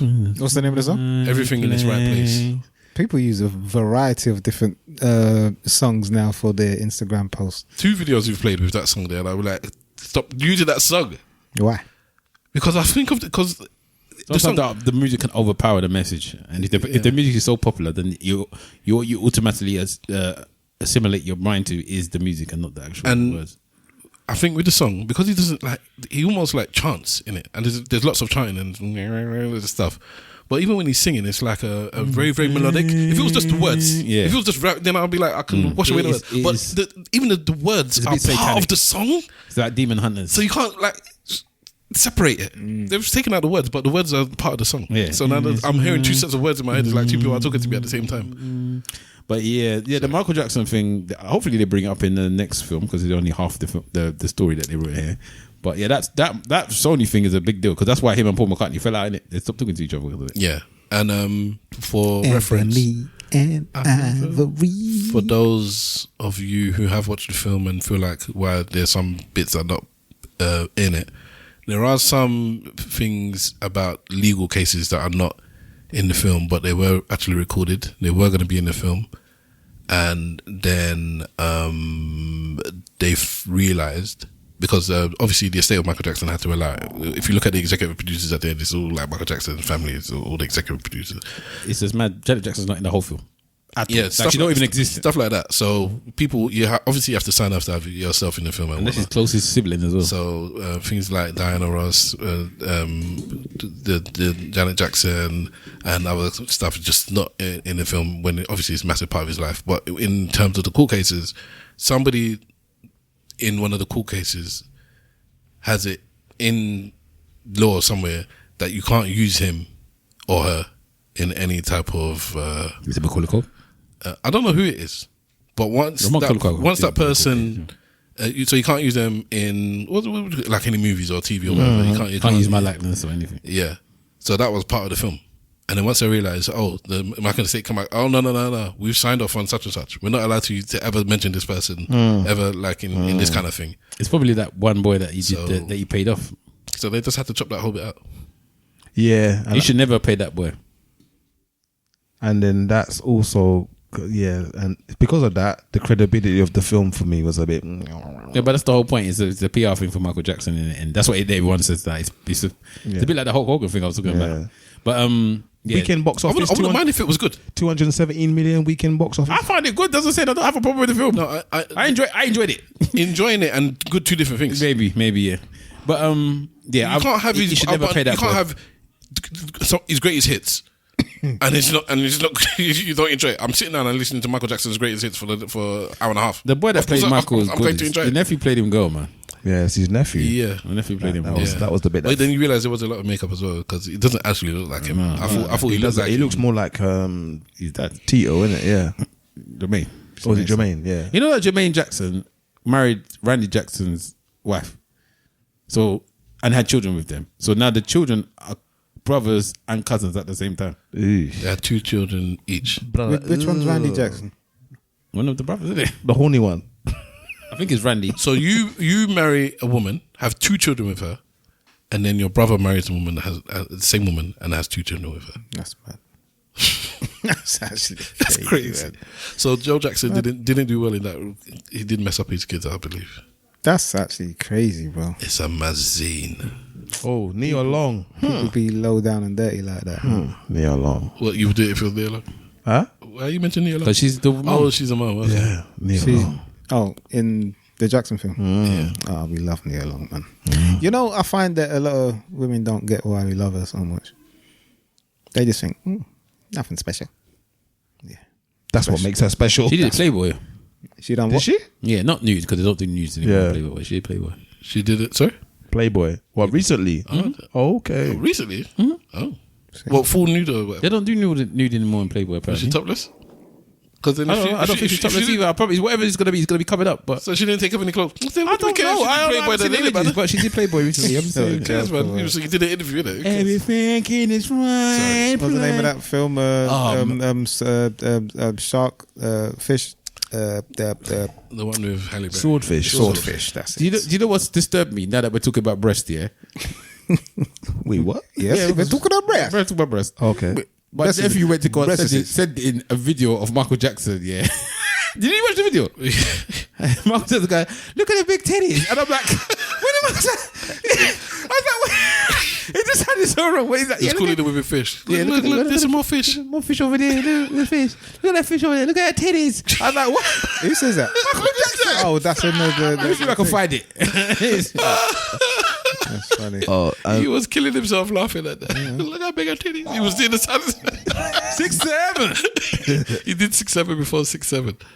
So yeah, so he put that in response to people, some of our nephews and nieces thinking that maybe, or more nieces thinking that I didn't realize that he had women.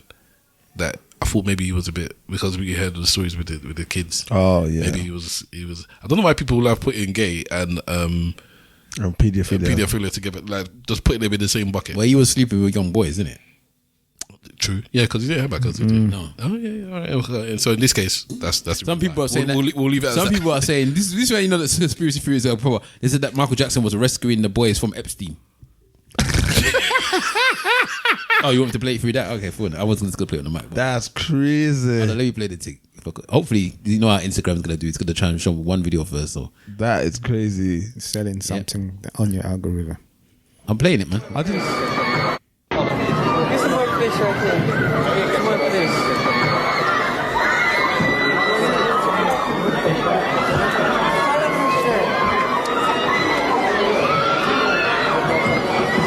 I should have went to the end. That's a good fish right there. Oh, look at that one right there. Look at her titties. I don't know, man. I didn't even get it. Look at her titties. He said what we said basically. Are those genuine though? Because you can't tell no more, innit? Was what genuine? The videos? Yeah, you can't. I don't know, but it looked genuine to me. Yeah. For all we know, we're spelling fake news. Why are you playing it again? I wanted to show up that he said, look at the titties. Okay. Oh, seeing it's an actual live thing. Yeah. I thought he did the 6'7" when he was talking about her jiggling breasts. Look at the titties. Like, that's rad. Jackson's got to be talking about enough damn titties. But then I always noticed that Michael Jackson's always got a buff thing in the video. And he's always yeah. The videos when he's talking about girl more time as well. I mean, his songs is talking about girl more time. No, he picks. Yes. Anyway, yes. What's going on with the East Africans outside? Are you sure he's African? Something about you, baby, that makes me want to give it to you. Look at me, that track stuff, bro. Come on, bro. With my girl, Naomi Campbell, innit? All right, this video is 9 minutes. Do you remember when we fell in love? And then he showed, and innocent. And then he showed Egyptian visuals. Yes. So he's talking about when we were, Africa. The bad boy video. R. Kelly wrote that, innit? R. Kelly wrote the song. That one. Yeah, did he? I'm not sure which one he may have wrote. I think for me, remember my baby. One thing that I really did like about the film, because I don't know if people have the association so much, but a large part of Michael Jackson's success was Quincy Jones. Yeah, of course. So when I see the Quincy Jones, I was excited at that point. I was like, yeah, Quincy. Because when I was watching the film, I was thinking, he hasn't hit Quincy yet. This is Motown, so he hasn't hit Quincy. When are they going to do the Quincy Jones bit? Teddy Riley that wrote it. And then when Quincy Jones come true, now I was like, yes. Which I already know. I don't know. Because that is when it happened. Because that guy there, as far as instrumentals are concerned, Quincy Jones. Yeah, Quincy Jones did Off the Wall and Thriller, innit? Yeah. But apparently, him and Quincy Jones used to beef a lot about the direction of the music. They didn't really show that. But that is the film that we need to watch. No, Quincy Jones. The raw and uncut Quincy Jones film is what we need to watch. That would be a crazy film. It'll have Fresh Prince in it in terms of the TV program, which he executive produced. It will have stuff like "You're my be there." That's it. It's You Are Not Alone. Better, you're my be there. Which one? You Are Not Alone. R. Kelly. Yes, that was R. Kelly. Massive song of his. Huge. R. Kelly. Even Michael Jackson, he made the Michael Jackson song massive. You cannot deny R. Kelly. Well, if you're a young girl, you can, obviously. You're allowed to. All right, I'm going to move the topic on. Unless anyone's got any last gems they want to drop on Michael Jackson. No. Young and innocent. So, SA, friend of the pod, I sent in something and he said, I thought we were talking about South Africa. A good topic. You thought he was talking about South Africa. You said SA, I thought I was talking about South Africa. I was about to say, are we getting into this thing now, bruv? Your algorithm, man, because it does not come up on my algorithm. It's a big deal, though. But anyway, keep going. Again, as an African news person, I don't understand how you're not coming up on your algorithm. That's crazy to me. Because did it come up on your podcast? I haven't listened to it since I've gone on holiday. Since before I've gone on holiday, I've got a lot to catch up on. Okay, but my point is for you, because that's what you're seeing. If there's a million things going on in the continent, and that's the one you're seeing, you think this is the biggest news, and people are like, no, it's one of a million things. There's many other things going on. For me, the Mali stuff is on my radar at the moment. What's going on in Mali then? There's a madness with a lot Al Qaeda. Muslim insurgents. That's just constant being planted. Okay. Yeah, as far as you're concerned. Yeah, this is because they killed who was it? Is the not the second in command? I think he was the defense minister. Yeah. Of Mali. They killed him. Been assassinated. Yeah. And from that happened. So very, very close to the government. Yeah, from that happened, it's been a madness. Mm-hmm. Just in case just because we didn't say what in South Africa, there's what's going on at the moment is that they're basically rioting, protesting, and then going around and destroying foreigners' business, and even they've got to the point where we're stopping children that are from foreigners going to school, telling them they can't go into the schools. They've gone into hospitals and told the people that are foreigners that they need to get out of their beds and leave the hospital. They're going to people's businesses, even South African owners' businesses that are employing foreigners, and saying that all the foreigners need to leave and you need to basically employ people that are in the country, and from the country and the country alone.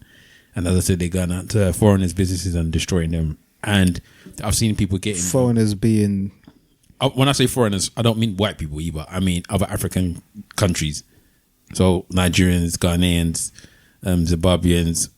People that are in South Africa that are not South Africans, basically, that they believe are undocumented, even though they have their documents and showing it to them, they're doing a lot of madness to them. I've seen some disgusting things, from them bricking a woman in her head. She's just standing there and they throw a brick at her head and the woman just passed out there. And even the police themselves are trying to stop them. So it's not a government thing. The police themselves are trying to stop the rioters. It's getting really bad in South Africa. So anyone that's not South African that's looking to make a trip to South Africa, please pay attention to what's going on in the news at the moment and be careful, because they are literally beating people on the streets and stuff like that. Do you know about Kristallnacht? Kristallnacht. I believe I'm saying it wrong. It's a German word. It happened in the late 30s in Germany. So this is Nazi Germany. So this is before the World War II, and remember, World War II started because the Jews were trying to get, or the Nazis were trying to get, the Jews out of the country because we want them out.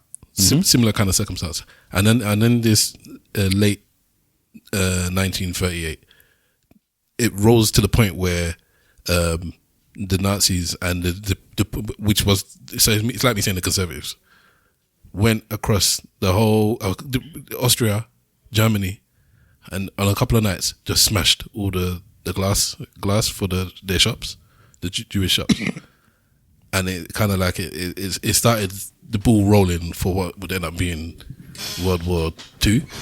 But that's what it's like.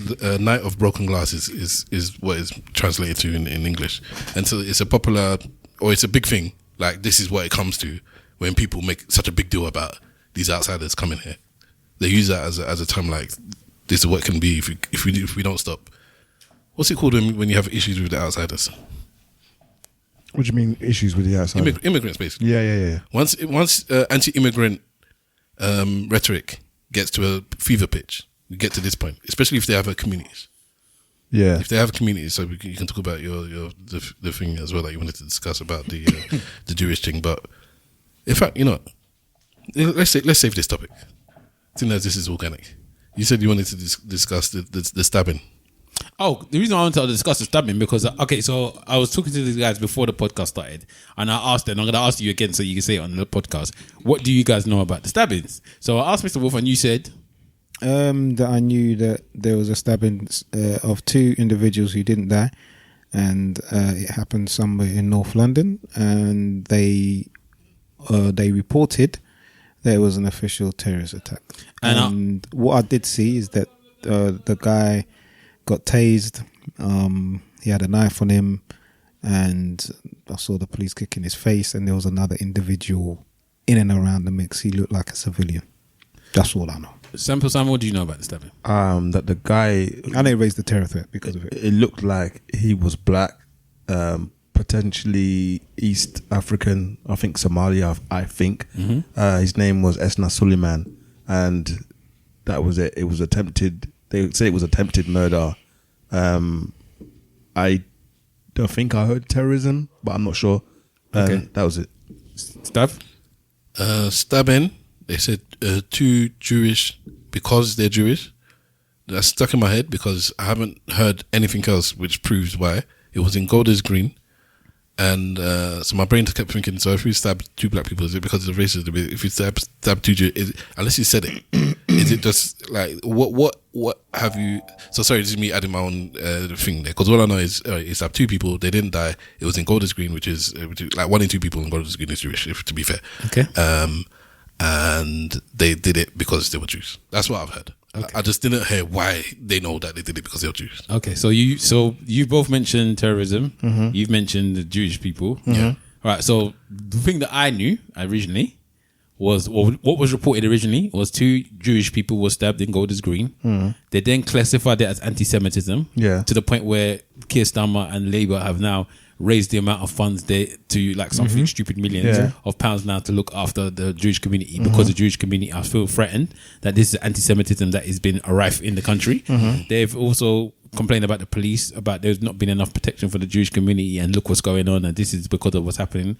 They then also attached this to what's going on with the war in Iran, and saying that this is because of what happened in the war in Iran.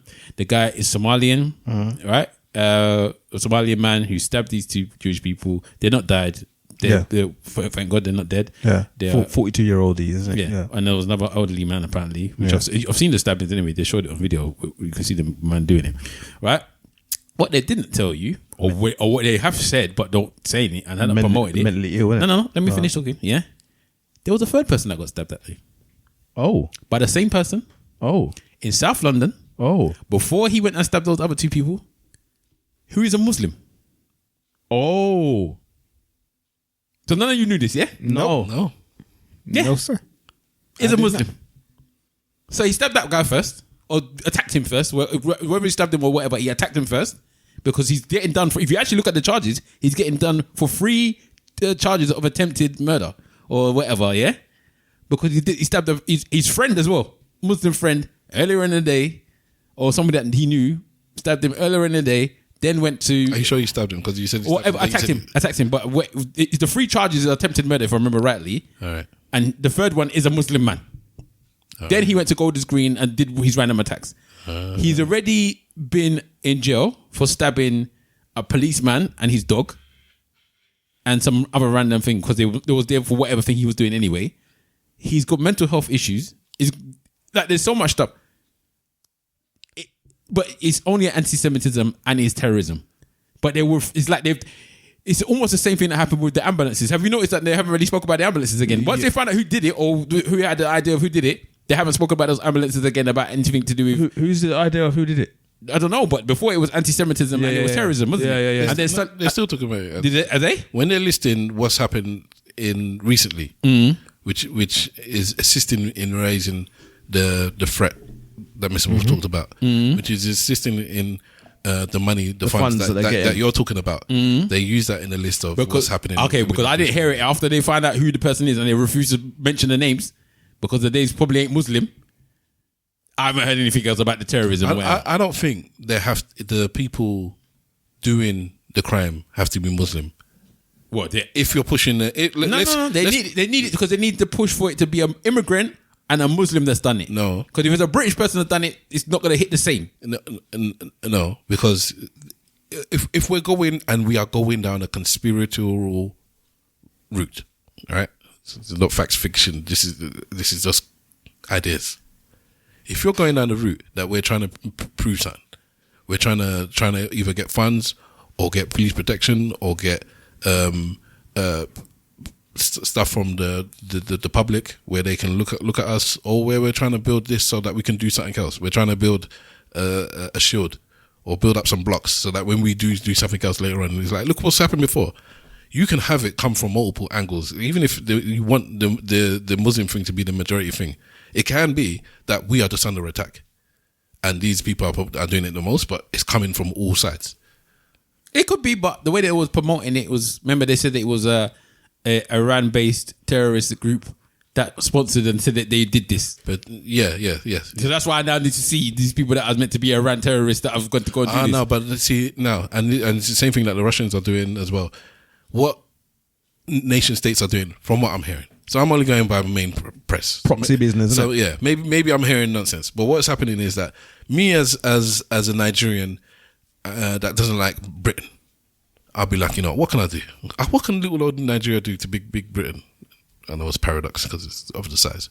But what I'll do is I'll pay some scallywag in Britain or find somebody in jail. It doesn't matter who they are, what they look like, but go to Parliament and shank this politician. Go and do this there. Go and burn this person's house. Do all of this stuff. I'll pay you big money. You do it. You get caught. I'm separated by 4 different degrees. Okay. Fair enough. Or if I want, I can even claim it. But why would you claim it? Because that's what terrorism is. But they said that, and this is the thing, it's not a known group, it's a new group that's come out from somewhere. Either way, it don't sound right. And apparently they said that this one, somebody did claim, I don't know if this is 100% fact, they tried to say that they claimed that this one as well, the same stabbing with them, and was them again.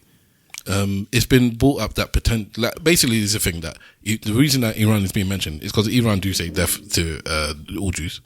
Well, it's more death to Israel actually, but anyway, they want to eradicate Israel. And if Israel is bombing us and beefing with us, our bombs can't even go there. The dome is blocking everything. But we can catch you elsewhere. Anyone catch me outside. Anyone can be got elsewhere. If we could make your life hell in this country or that country, then we'll do it. I think it's also important to make the distinction between what you said there, because they might say death to Israel, but if you say death to Israel, it's not the same as saying death to all Jews. Which is I'm just saying it's good to make that distinction, because I'm not actually, I know Israel.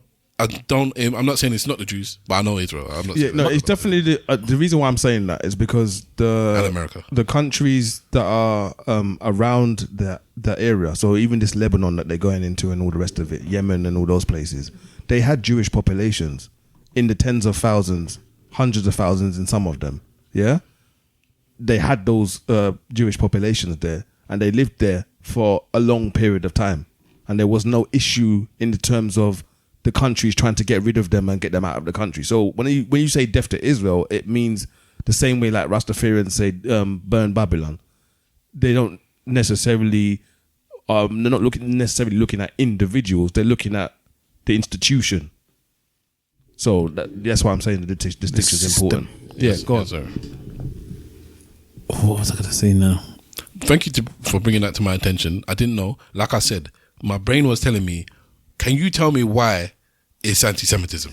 because I need to know what the person said or did for it to be anti-Semitism. Because just because somebody goes to Golders Green and stabs 2 people, that it does not have to be. It doesn't always have to be. Remember, you're talking to me, you're listening to me. You may be thinking stab. Go back years and years and years when we were talking about something happened with black people. So I was always the one. Just because it's black doesn't mean that it has to be a black thing. I was always the one that is like, show me why. It's not that I don't want you just because I'm a woman. This is happening. Is it because you're a woman, or is it somebody just did a madness? Because I'm black. Is it because you're black, or is it because you're poor, or because you live there? Don't just paint it with whatever you feel to paint it with. But this case, so that's why I'm just saying that to say this. I was just waiting for what did they say or do for you to know that it was because stabbing 2 random people, even if they were wearing Jewish garb, does not mean they did it because you were Jewish. My biggest problem is this, is sometimes when you do the boy who cries wolf to these types of things, you get to a point where people just don't believe it. Yeah, and I don't want it to come across that I have a problem with the Jewish community, because I don't. But there are going to be times when Jewish people are going to be taxed because they're Jewish, and because there's attaching things that are not to do with that, to that, people are just going to ignore it. So then there might be rightful times when they actually need this protection from people, and now people are going to be like, worse than ignoring. Going back to that dude that does the interview, when he spoke to Logan Paul said the what's the opposite of people loving you? And then he said, people think it's hating. He's like, no, what's what he said? It's indifference. I still think he was wrong, but the point he was making is that as long as somebody loves you or hates you, you can make money off that. You can't make money off people that don't pay no mind to you. So indifference is like death to him. Hate me, love me, that's cool. I can make money off you. And what you're saying is that people will be indifferent to the Jews. Oh, I've heard this before. I've heard that before. Yeah. I don't believe it. Boy who cried wolf, indifference. I don't think it's going to be indifference. What you find is that if you do something and you mock me twice, you mock me 3 times, then people, now it's like, no, I want it. The 4th time, I want it to be true. I want it to be true. So let me tell you why it's very interesting how you see it. So this is the BBC, yeah? Golders Green stabbing suspect in court on 3 charges of attempted murder. So now they've actually put that, because usually they don't put that in the thing. A man has appeared in court charged with attempted murder after attacking 2 Jewish men in Golders Green, North London, and another man in south of the city. Esther Solomon is accused of attacking Shalom Rand, Mushy Shine in North London neighbourhood on Wednesday. It's also alleged that Solomon attempted to murder Ishmael Hussein in a knife attack at Ishmael's flat in South Warwick, South London. Earlier in the day, Hussein is known to Solomon for around 20 years, right? Doesn't say that he's Muslim. Doesn't say he's Muslim. But it's rather than said, if they just stab 3 men, what has their religion got to do with any of it now? The minute the Muslim man is there, unless you're going to say that he also stabbed the Muslim, what's the point? But they're not saying it as a term of religion. They're saying it as a term of ethnicity. But why? Because so why didn't they say an Asian or African or a this or whatever ethnicity the other one is? Why is that not mentioned? If they were to think it was anti-black racism, anti-woman sexism, something, then they would highlight that this man stabbed 2 women because they were women. He stabbed 2 black people because they were black. Exactly. He stabbed 2 immigrants because they were immigrants. Mm-hmm. And in this case, as far as they can said, he stabbed 2 Jewish people because they were Jewish. But so that's why I'm answering your question. Why is it the other bit not mentioned? Because as far as they can said, this has got nothing to do with nothing. So he didn't stab the Muslim man because he's Muslim. No, he stabbed the Muslim man because he was mad. He stabbed the Jewish people because he was being anti-Semitic. And that's where they lose power in that argument. And he stabbed the black person because the person might not be black. They might be Arab. For all I know, with that name, I don't know who the person, what color or race the person that he stabbed first was. But it is. The boy who cried wolf thing is true, and it's so much of a shame when it gets to this point, because what you find is you have people that tiptoe around subject and then they hold resentment inside because I can't talk about stuff like something like this is very valid to bring to your attention, but you have to tiptoe around it, and that's if you're willing to even talk about it, because there will be other people where it's like, I'm not touching this subject.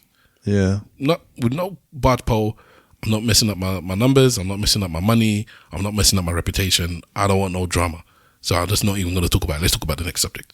That's one bucket of people. You got another bucket, which I think is people like us, where we try and come at it from a valid, clear thought process, but then we're worried about any lashback that might come. And then you got the other people who's just like, nah, I think something's going on.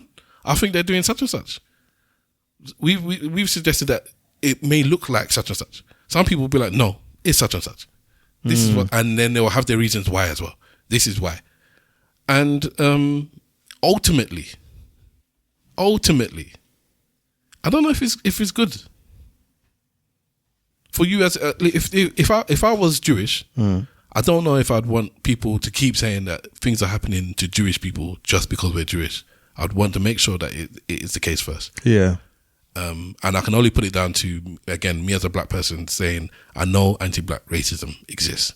I know I live in a country where I'm swimming in it. It's around me like air. But I don't put everything down to racism. But you're also not raising funds as a result of it. I'm saying. So if you were raising funds as a result of it, then you would, because you're trying. Who's you though? No, I'm saying he's not trying to raise funds as a result of. If I was Jewish, I wouldn't want to do it either. He's not every Jew that's asking for the funds to be raised. Of course not. So that's where, of course not. But the lobby. But I was saying the average day Jew might be like, I don't like them doing this because it's highlighting us more than it's putting them in actually a highlight than. So it's actually, depending on how you look at it, you could actually be putting them in the spotlight to be attacked. Yeah, and again, we have to make the differentiation between the Zionists and Jewish people, because there are Jewish people that are not Zionists. And it's the Zionists that are trying to raise the money for all of this. Like, we can clearly understand when the two guys went to the place to go and shoot the Jewish people in the synagogue. Or stab them, shoot or stab or blow them up or whatever, and they got caught. The police caught those. There was that one. Yeah. There was that Jewish party on the beach in Australia. Yeah. These are things that you can attach to that, and you can say yes. Yeah. But then you can't just have every single thing.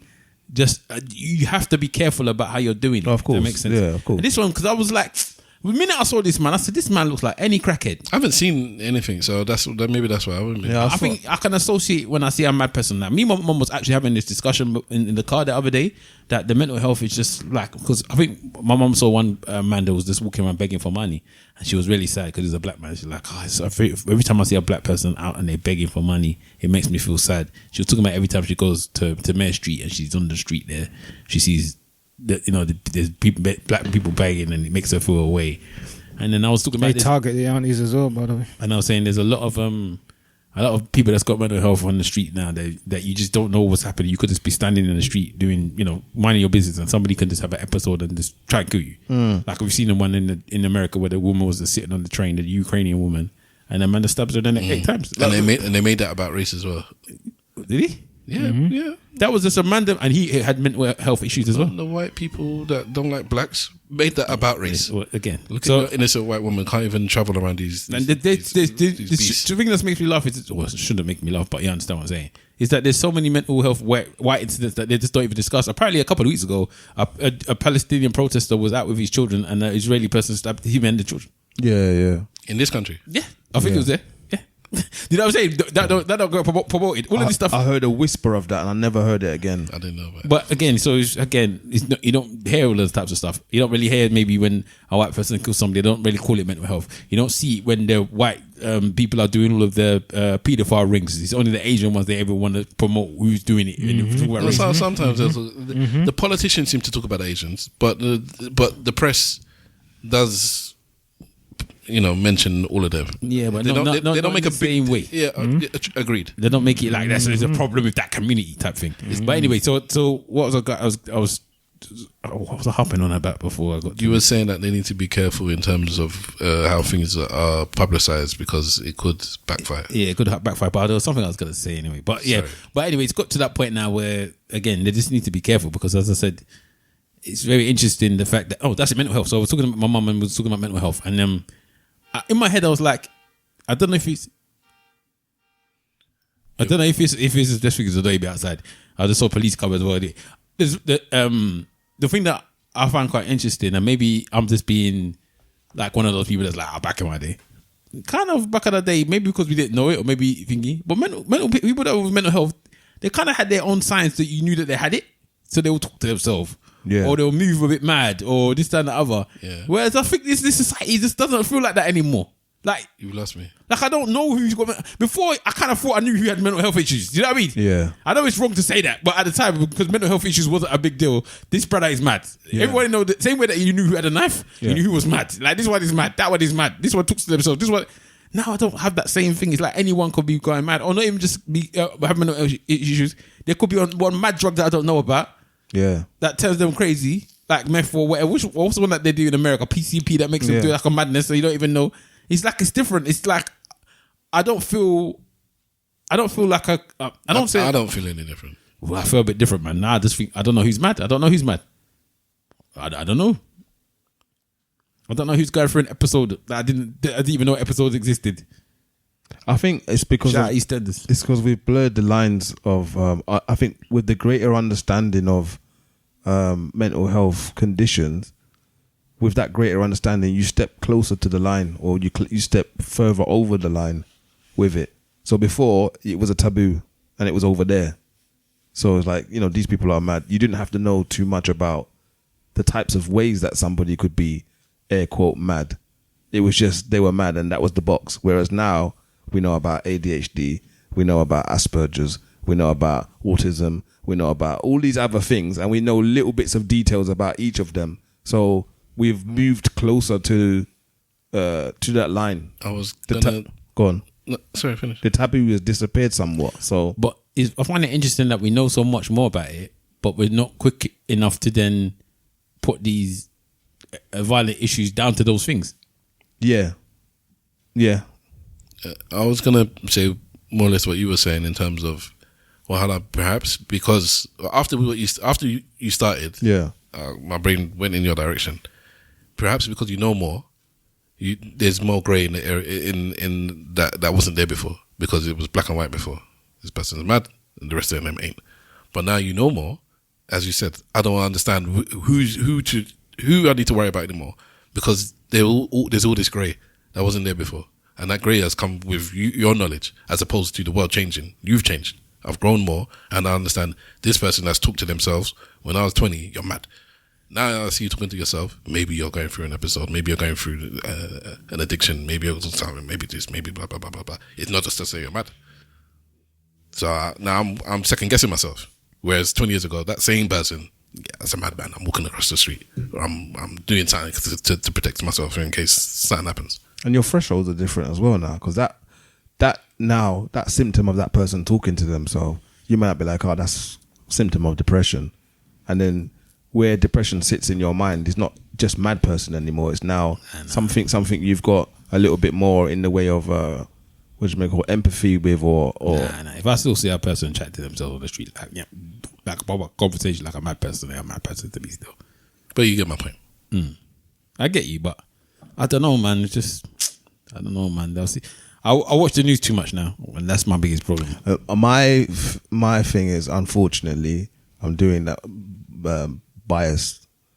I see more people that are challenged. I see more drug addicts, and I see more people that are mentally challenged as a result of drugs, and so that world just looks bigger to me now. Okay. I actively see the population increase for that dynamic group. So it got to the point where I could see when patients were being let out of the mental institutions because there would just be new faces on the road behaving mad. That's where I've gotten to now. Every single time I've watched the news and somebody's done these things, they were in the thing, they were known by us, blah blah blah, and we've just recently let them out of wherever they did them from, and they've done it. And unfortunately, a lot of the ones I'm seeing on the news seem to be black as well. Yeah, coincidentally, or not. Yeah, and that's what I'm saying, that there's a level of weaponizing that might be able to happen as well. And the first thing they try to do, as soon as you see their faces not white, how did they get into this country? Yeah, like this Somalian guy is not actually Somalian. Well, he's Somalian by birth, but he's a UK resident. Yeah, he's UK. Why did they need to even mention that he came from Somalia? Well, Well, it's like AJ, innit? What do you mean? The boxer. He was British until he wasn't doing well, and then all of a sudden he was Nigerian. I've never really seen him do that much with AJ, to be honest. No, they did it. They did it with him. Yeah, bro. One time. They did it with him, especially when his criminal record thing happened. Again, if the roles were reversed, I get it. So that one, if I like it, I don't like it. I get it. But it's just dangerous in this day and age. It's very dangerous. The thing about it, as much as they're talking about the Jewish people are in danger, immigrants are in danger in this country. A lot. Well, to my point about Nazi Germany, you're getting it from both sides in terms of just people that see themselves as WASPs, like native white British or English, even forget, because look, Wales wants to be Welsh, Scotland want to be Scotland, Ireland want to be Ireland. They want to separate themselves from England, actually. So native English people just looking everywhere and be like, I'm not liking what I'm seeing. Let me give you a joke. So I was at my house, doorbell rang, answered the door, Asian guy at the door. I was like, what's going on? Who are you? He's like, I'm your local MP. Or for reform, innit? Oh, okay. So he was like, I'm your local MP. I'm the reason why so and so's happening in this area, this, that, and the other. Because of he's me. in the Tory constituency. But I don't think he is, though, because when I looked, I saw some white woman. But anyway, either way, he was explaining to me this type of stuff. And he's like, on May the 7th, are you going to vote? And then he's like, he goes, basically, the paper, the Labour person that is thingy, they're a paper somebody, they're not going to do anything. They don't care about this region. I think they know that they're not going to win this region type thing. Yeah. Now, this guy is a Tory. But he didn't try to connect to me in a way of, this is my policies, this is what I've done. He basically, and he was almost disappointed in my reaction, was trying to be like, brother, I'm Asian, you're black, we can't let reform. He does this exact words, we can't let reform get in. And it's very strong thing that the reform we're getting. Labour's definitely not getting in, basically saying. So there's no point even bothering with them.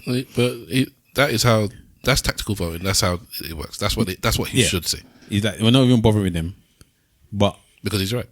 Reform are very strong that they can get in here. He's right. And we don't want reform here. He's basically looking at me like, brother, and we don't want to reform here. Yeah. And your response, he was disappointed with it because you're saying, I just said to him, I'll see what I'll do on May the 7th. I didn't engage him in the because I'm thinking this reform is still you lot. Exactly. You're talking like any different from reform. Reform is still you lot. Better members. You don't think better members of reform are ex-Tories. Yeah, recently as well. Not even most. Yeah. But if we've got a mixed board in front of us here, and we got one channel to 16 here. And if this is Labour, these first four or two is Labour here, this is Greens, Labour, Lib Dem, Conservative, Reform. Let's put it that way. Yes, they're both on the right side of the mixing desk, but there's one is more right than the other. So, and what you find is that the more reform get better, the more reform their policies increase, the more reform gets popularity, the more people from this have to be dragged over to the other side. To that, yeah. Because to keep up with these guys, we have to do that. So for the better good, I would actually be, if I had to choose between two, or are you trying to say if it will come down to the vote and you had to choose between Tory and Reform, you would say, I'll flip a coin because it doesn't make no difference? It doesn't. Okay. I would beg to differ. The difference is, the only difference is not going to be in what happens. It's going to be in how they describe what happens. There are some Tories that your views would align with them like 70%. Like maybe some stuff you'd be like, me and you are completely different. But on 70% of stuff, people should pay taxes, or people should do this, or I don't know, whatever. Or let's say me. There's some moderate Tories where it's like, yeah, I see your point with there. When you talk about that kind of stuff, I don't necessarily agree with. That kind of stuff, that's the reform stuff. But the reform people are not 70% agreed with me on the rest of the stuff either. They're talking a whole heap of, like 90% of the stuff I disagree with. Just 10% I agree with. So yes, all of you is going to have views that I disagree with, but some are just more than others. The way I see to Reform and Tories is like, Reform will say, we're going to get rid of all you N-words, all of you N-words, and Tories will say, we're going to... They'll say the same thing, but they will say it in a way that doesn't, if somebody who's not listening properly won't get the same. We're going to expel the darkest amongst us. Yeah, exactly. So if you don't know, you don't know, kind of thing. That's the difference for me. Okay. And the reason why I say that is because of the people that have gone over. You know what I mean? Like Patel, that's the point. The people that went over were on the right side of the right party. Yeah, I see what you're saying. So they just shuffled over. The people on the left side of the right party, I'll be like, some of them is like, I'm glad they're gone. We didn't think the same. Yeah. Like we're in the same party, but the party has to be broad. Look at the Labours. Like you had Jamie Corbyn on one side, and our Prime Minister now. No, but our Prime Minister now was never on the extreme of any side. But this is my point. He's fishing in the middle of everything. Yeah, but that's my point. They were in the same party, but they were different sides. Yeah, nobody's going to compare the two of them, and it's the same with Tories. Maybe because I pay a lot of attention. I know the difference between the moderate Tories, which, like I said, I agree with a lot of the stuff they're saying. So a little bit, the minority of the stuff I disagree with, and then there are people where it's like everything you're saying is a mazine. And they're all in the same party and they all fight. This is why they get rid of this leader or get rid of that person, or all this infighting in parties, because they're not all just the same. Yeah, fair enough. Even us as four people on the pod, people might look at us and be like, you guys are all the same. And we'll just sit there and be like, not really. Me and my brother might be a bit more like, and Mr. Wolf and Super Simon might be a bit more like. Yeah. We have our own faction even within the group, but we're still the same party. We're still the same ESN party kind of thing. I hear it. Okay, we are back. Unfortunately, we had technical difficulties. The same thing that's happened twice before that I have yet to resolve. My fault. My bad.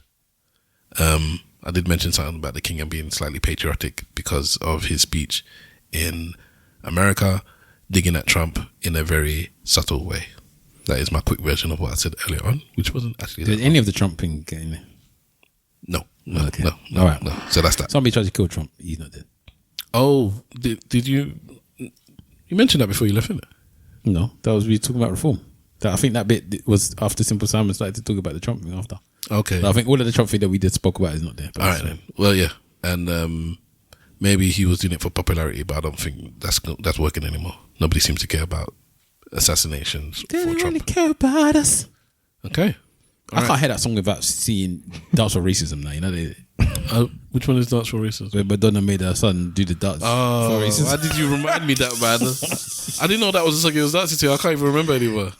That's the only thing I can never even think about. That's all. David Dance for Racism, but that was it, boy.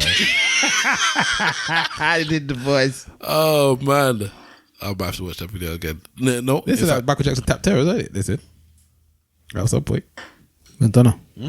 Didn't everybody? Shout out Big Daddy Kane.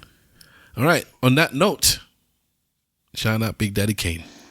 Let's do our church notes and our goodbyes. Who are we going to start off with? Mr. Wolf. You can catch me on Instagram on AKA Mr. Wolf, on Twitter on AKA _Mr. Wolf. Let me play that thing that you were talking about. Might as well, innit? What industry did you decide to pursue a career in? Movies, which encompass... Not him. Bumbo. Here we go. Question for you, man. How old were you when you became a millionaire? Come here.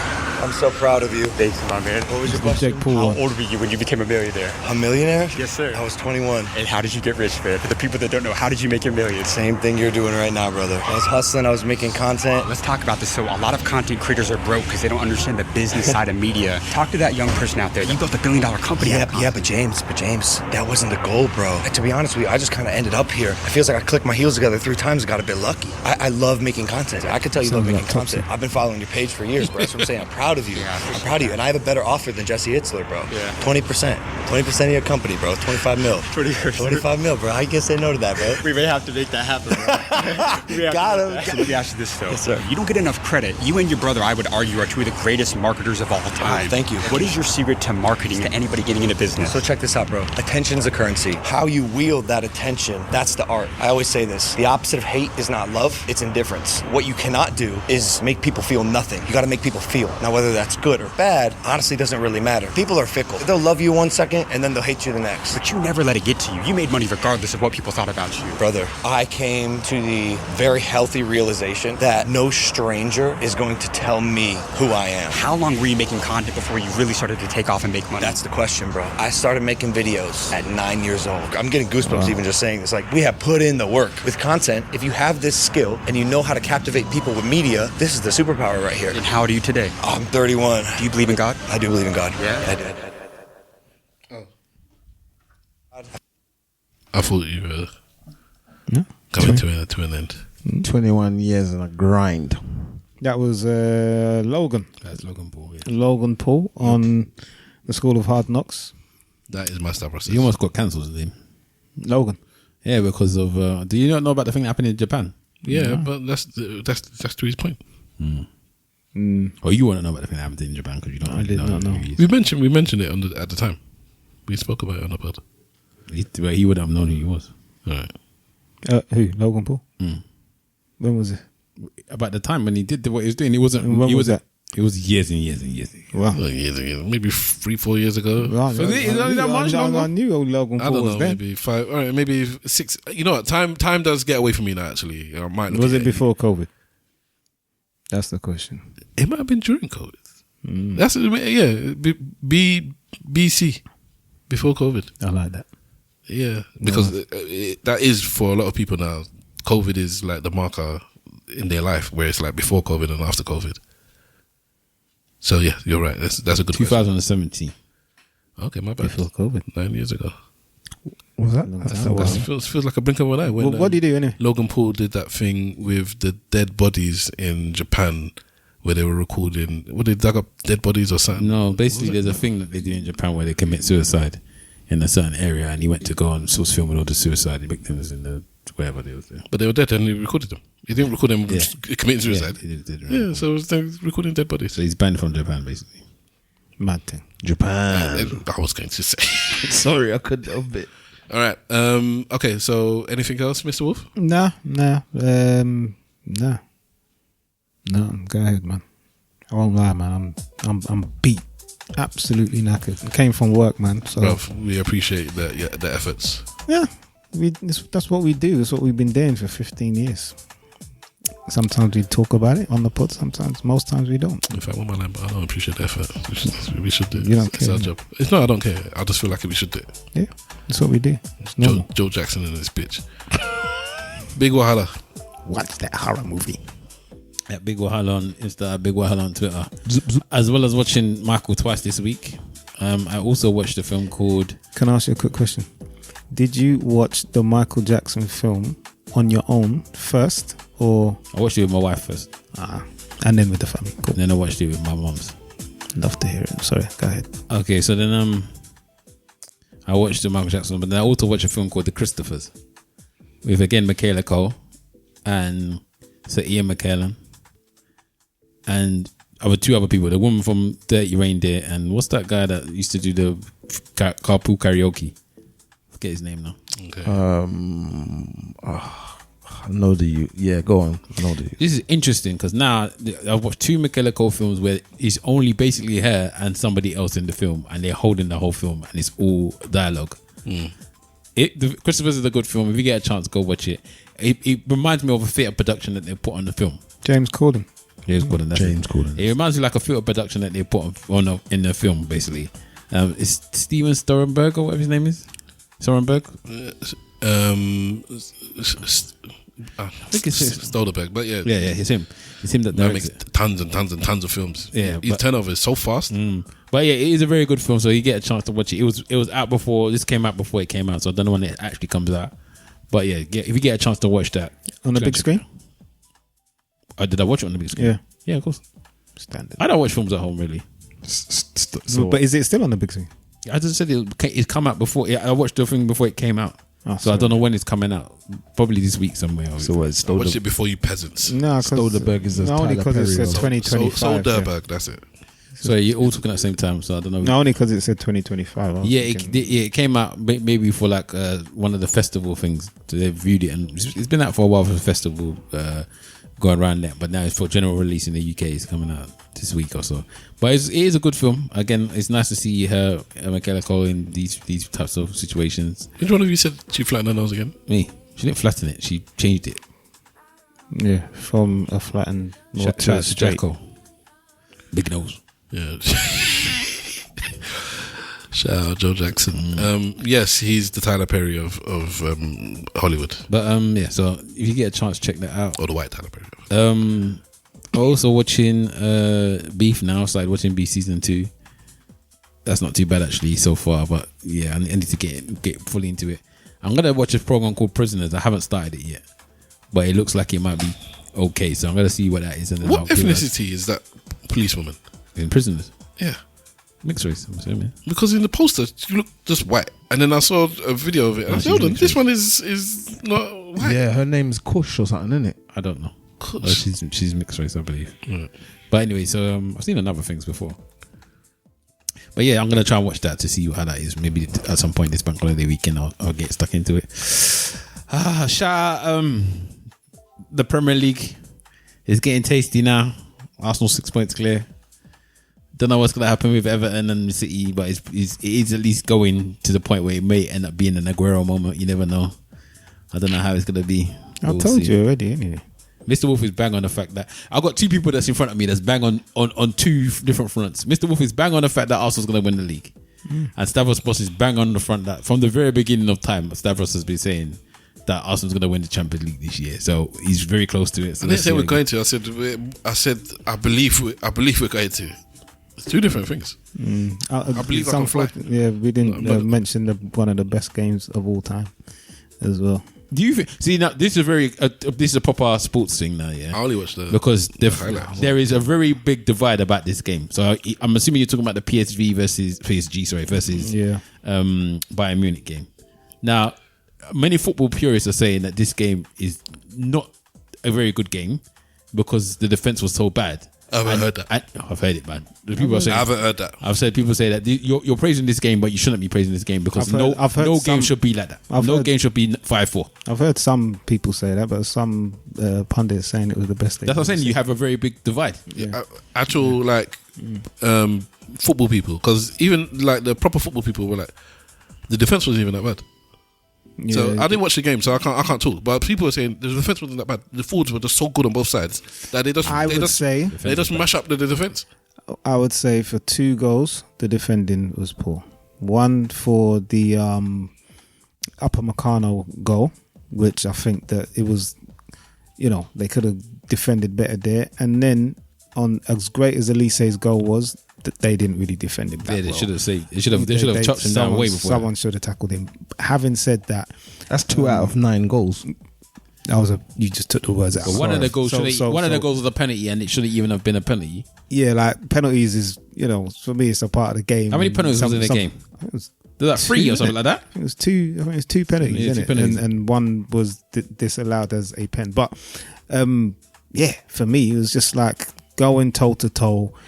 A breath of fresh air, just freedom to express yourself as footballers, and one saying, I'm so confident in my team, in my players, in my teammates that we're going to go for it regardless, and the other team saying exactly the same thing and saying, I'm better than you. No, I'm better than you. And for me, it was entertaining. Football's to entertain people. If there was someone who didn't like football or wasn't really interested in football, you get them to watch a game like that. And they'll start to think, I could live in this football team. I want it to be known, and I do not want this to take away from the review I just gave. Yeah, I blatantly watched that game while I was watching the Christophers. I had the game on my lap, and I was watching the film at the cinema. Yes. Where were you in the cinema? How many other people were there? Bare people. So you just had your screen on in the cinema? My screen is dark. You can't see it. You can always see something. Nah, you can't see it in my one. Well, I see it. You can't see it. So I was watching the game and the thing at the same time, like I do at home normally. And I was just like, I was watching the film. Then I looked down, somebody's got. What? It was mad. Who's front three would you prefer to have? Who's front three? So we're talking. I'll probably say Bayern. Because Harry Kane is Harry Kane. Harry Kane and the guy that you decided to let go. And Luis Diaz. His goal was just ridiculous. The way that they were begging for it to be offside, and I'm like, I beg this is not offside. Please be onside because it was so beautiful. Yeah, it was a beautiful goal. You want those goals to be goals. The thing that's a mad thing is that PSG don't even have a striker really. Because Dembele plays as a striker. He's not a striker. Yeah, he plays kind of Firmino type thing, you know. I think that they're going to lose though because Hakimi's out now, isn't he? Yeah, and that's it. Like Hakimi, some people class as the best right back in the world. Diaz just ran him to the ground, bruv. Gave him a hamstring at the end. I think Bayern's probably going to win that. We'll see. I don't know who. If we get to the final, I don't know who final. We've beaten both in the past, but neither were at their peak. We need to get past Atletico. What? No, he was at their peak. That was on an unbeaten run when we beat the Bayern Munich this season. They weren't at their peak, and they didn't have Diaz. Didn't they? No. This season? He was suspended when you played. Oh, yeah. But it's all good. Let's hope that Atletico did. You know when a man's had arguments with people in the past, that's why he already knows this information. Somebody said this already and he's already... No. He was not there. No. But we still smashed them 3-1 still. But it is what it is. No, it was good. It was good. Great football. Do you know that... I mean, just to touch on the Champions League very quickly, yeah? Like, the quarters and the semis, even the finals, in the last 4 or 5 years have been sensational, bro. Like the standard of football has been absolutely amazing. Some people say that it's the highest level of football ahead of the World Cup, and it's hard to disagree. World Cup isn't the highest level of football. I don't even think the Champions League. Yeah, but when you get to the quarters, semis, and the final of the last 2 World Cups, Russia and Qatar, those 2 World Cups have been wicked, bruv. Before that, you could argue that it hasn't been that exciting, but the last 2 World Cups have been amazing. There's been a bit of a discussion about this. Don't take offense, by the way, because I know you're a Spurs man. But they're complaining about the fact that the Champions League, what they're saying in the fact that this man is almost full of sleep as well. Just blinking at me. I'm not. My eyes are watering. Just blinking at me because I'm tired. Yeah. Anyway, so they're saying that the Champions League, as you say, of the last couple of years has been of a really, really high standard, and the group stages has been amazing, and it's really viggy, but it has severely hit the Europa League because the Europa League is just nothing now, basically, because no one comes down from the Champions League. No one even watching it, basically. They're saying. I agree with that. So it's caused a major thing. So now they have to try and see how they can try and, I suppose, balance it out. Yeah. I don't think they're going to. You messed it up, man. What can you do unless you go back to the way it was before? They fucked up. And I think that what it has done is that it's improved the Champions League in some ways the last 2 seasons. Even the season before they changed it was very good. But like, I don't think the rules Inter and Barcelona last season, like the 2 legs, bloody hell. I don't even think that they I don't think they should have done that in the first place. No one should be rewarded with failure. Agreed. So, in terms of people should not have been able to go to the next tournament when you got kicked out of the first one, because now you got 2 chances of winning a cup instead of just one. So I agree with it, but it was better for the Europa. Yeah, but then now what you could just do is make less people in the Champions League, and the Europa League places higher. So if you get 4th, you go to Europa. Perhaps instead of giving 5th place extra to Champions League again. But anyway, it's what it is. Mad. Yeah, but the 4th and 5th place teams in whichever league, or even 3rd, nobody's interested in them anyways. Those were the ones. They were the ones. Okay, in the British, outside of England, which 3rd or 4th tier, 3rd or 4th place team would you care about in Europa? Atletico Madrid. Okay. And I don't think you would actually. I don't think you're not watching the Europa because they're Atletico. No, but there's a team that could potentially still get to the final, or at least they're almost getting to the final now. No, I mean a team that it's like I'm upset they're not in the Champions League, that they only made the Europa. Oh, I don't know, mate. Outside of England, which I think is the one that it would happen with. But that's the only one that's got 5, isn't it? Or 4 now.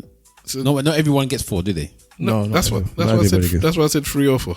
Even just third place. It'll probably only be Atletico, to be honest. Yeah, because even in Germany, people don't necessarily care about Dortmund exactly. or Bayern even.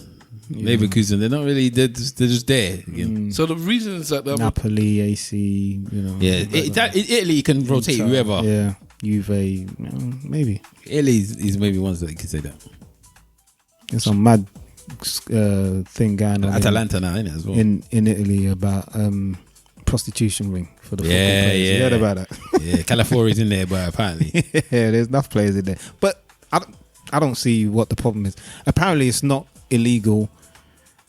Prostitution is not illegal in Italy, from my understanding. It's just the people that the pimps, basically. I've never had an issue with prostitution, even though I wouldn't do it. Does that make sense? Well, if you're gonna be having sex for money, I guess it's the same as drinking. I don't see a problem with drinking with alcohol within reason, but I'll never drink it, and I will never want my children to do it either. Yeah. But as just as a standalone thing, if a woman or man wants to sell their body to another adult that's willing to pay and receive the goods, you don't mind. What's it got to do with me? Unless it's family. Then it's got something to do with me. Then it's a different story. But yeah, if you over there want to do it, prostitution, there you did. You know you can't be prosecuted for that. All right, Simple Simon. I watched Michael. I watched the drama. I've watched They Will Kill You. I also watched a good documentary called Gangs of Victoria Falls. I watched another good documentary called The Gorilla Story by David Attenborough. Those are my highlight programs. Did you watch the drama in the cinema? Yeah. Okay. Those are my highlight programs. So if you get a chance, get down and watch those. I also watched the drama and Michael. Actually, if you haven't watched the drama, watch it, and then if you write into us and tell us what you would do in that situation. Yeah, if you've seen it, just write on the Spotify or the SoundCloud or send us a thing, hashtag ESN Pod at ESN Pod on most of the socials. Plug. Or email us at esnpod@gmail.com to tell us what would you do if you can mess with me or my crew. Yes, because I think that's one of the big talking point films. Yeah, no one's talking about because no one's watching it. People are talking about it, but people in that industry. Yeah, fair enough. I was looking for it and I couldn't find anyone that really watched it. In terms of looking for it, on where? There's some stuff like I suppose in more newspapers, YouTube. I don't watch YouTube. Podcast. And where you look at it? I go online, innit? Just on to the see internet. to see people that watched it and what their things are. I'm not really a big fan of the podcast reviewing things. I can't stand them. Fair enough. Fair dues. Even though you do it yourself every week. Yeah. Like drinking and prostitution. All right. I am Stavros Boss. You can catch me at Stavros Boss on all the socials. Well, most of them anyway. Stavros Says is that thing that Mr. Wolf played the clip of earlier on. School of Hard Knocks. School of Hard Knocks. The link will be in the show notes. Plug. If you want to be inspired, I guess I'm not business orientated, but even me, I felt like, let me go make some money. But then I realized, you're lazy. Just hold your own. So that's I've done the collective socials. Just last to big up my boys them. I didn't big up our brother because I'm a bad person. Spider sense tingling. Shout our brother out. For real. What are you looking around like that for? Because Classics is tomorrow, man. Damn, I thought it was tonight. No, tomorrow, bro. Damn. Have you got your stuff that you're going to deal with? It's always in the car. Okay. I stay strapped. One time. You think I'll be here? Spider sense tingling. Huh? You think I'll be here if it was tonight? I did think that, but I just thought you chose the podcast over Raven, innit? I would usually, but I didn't need to.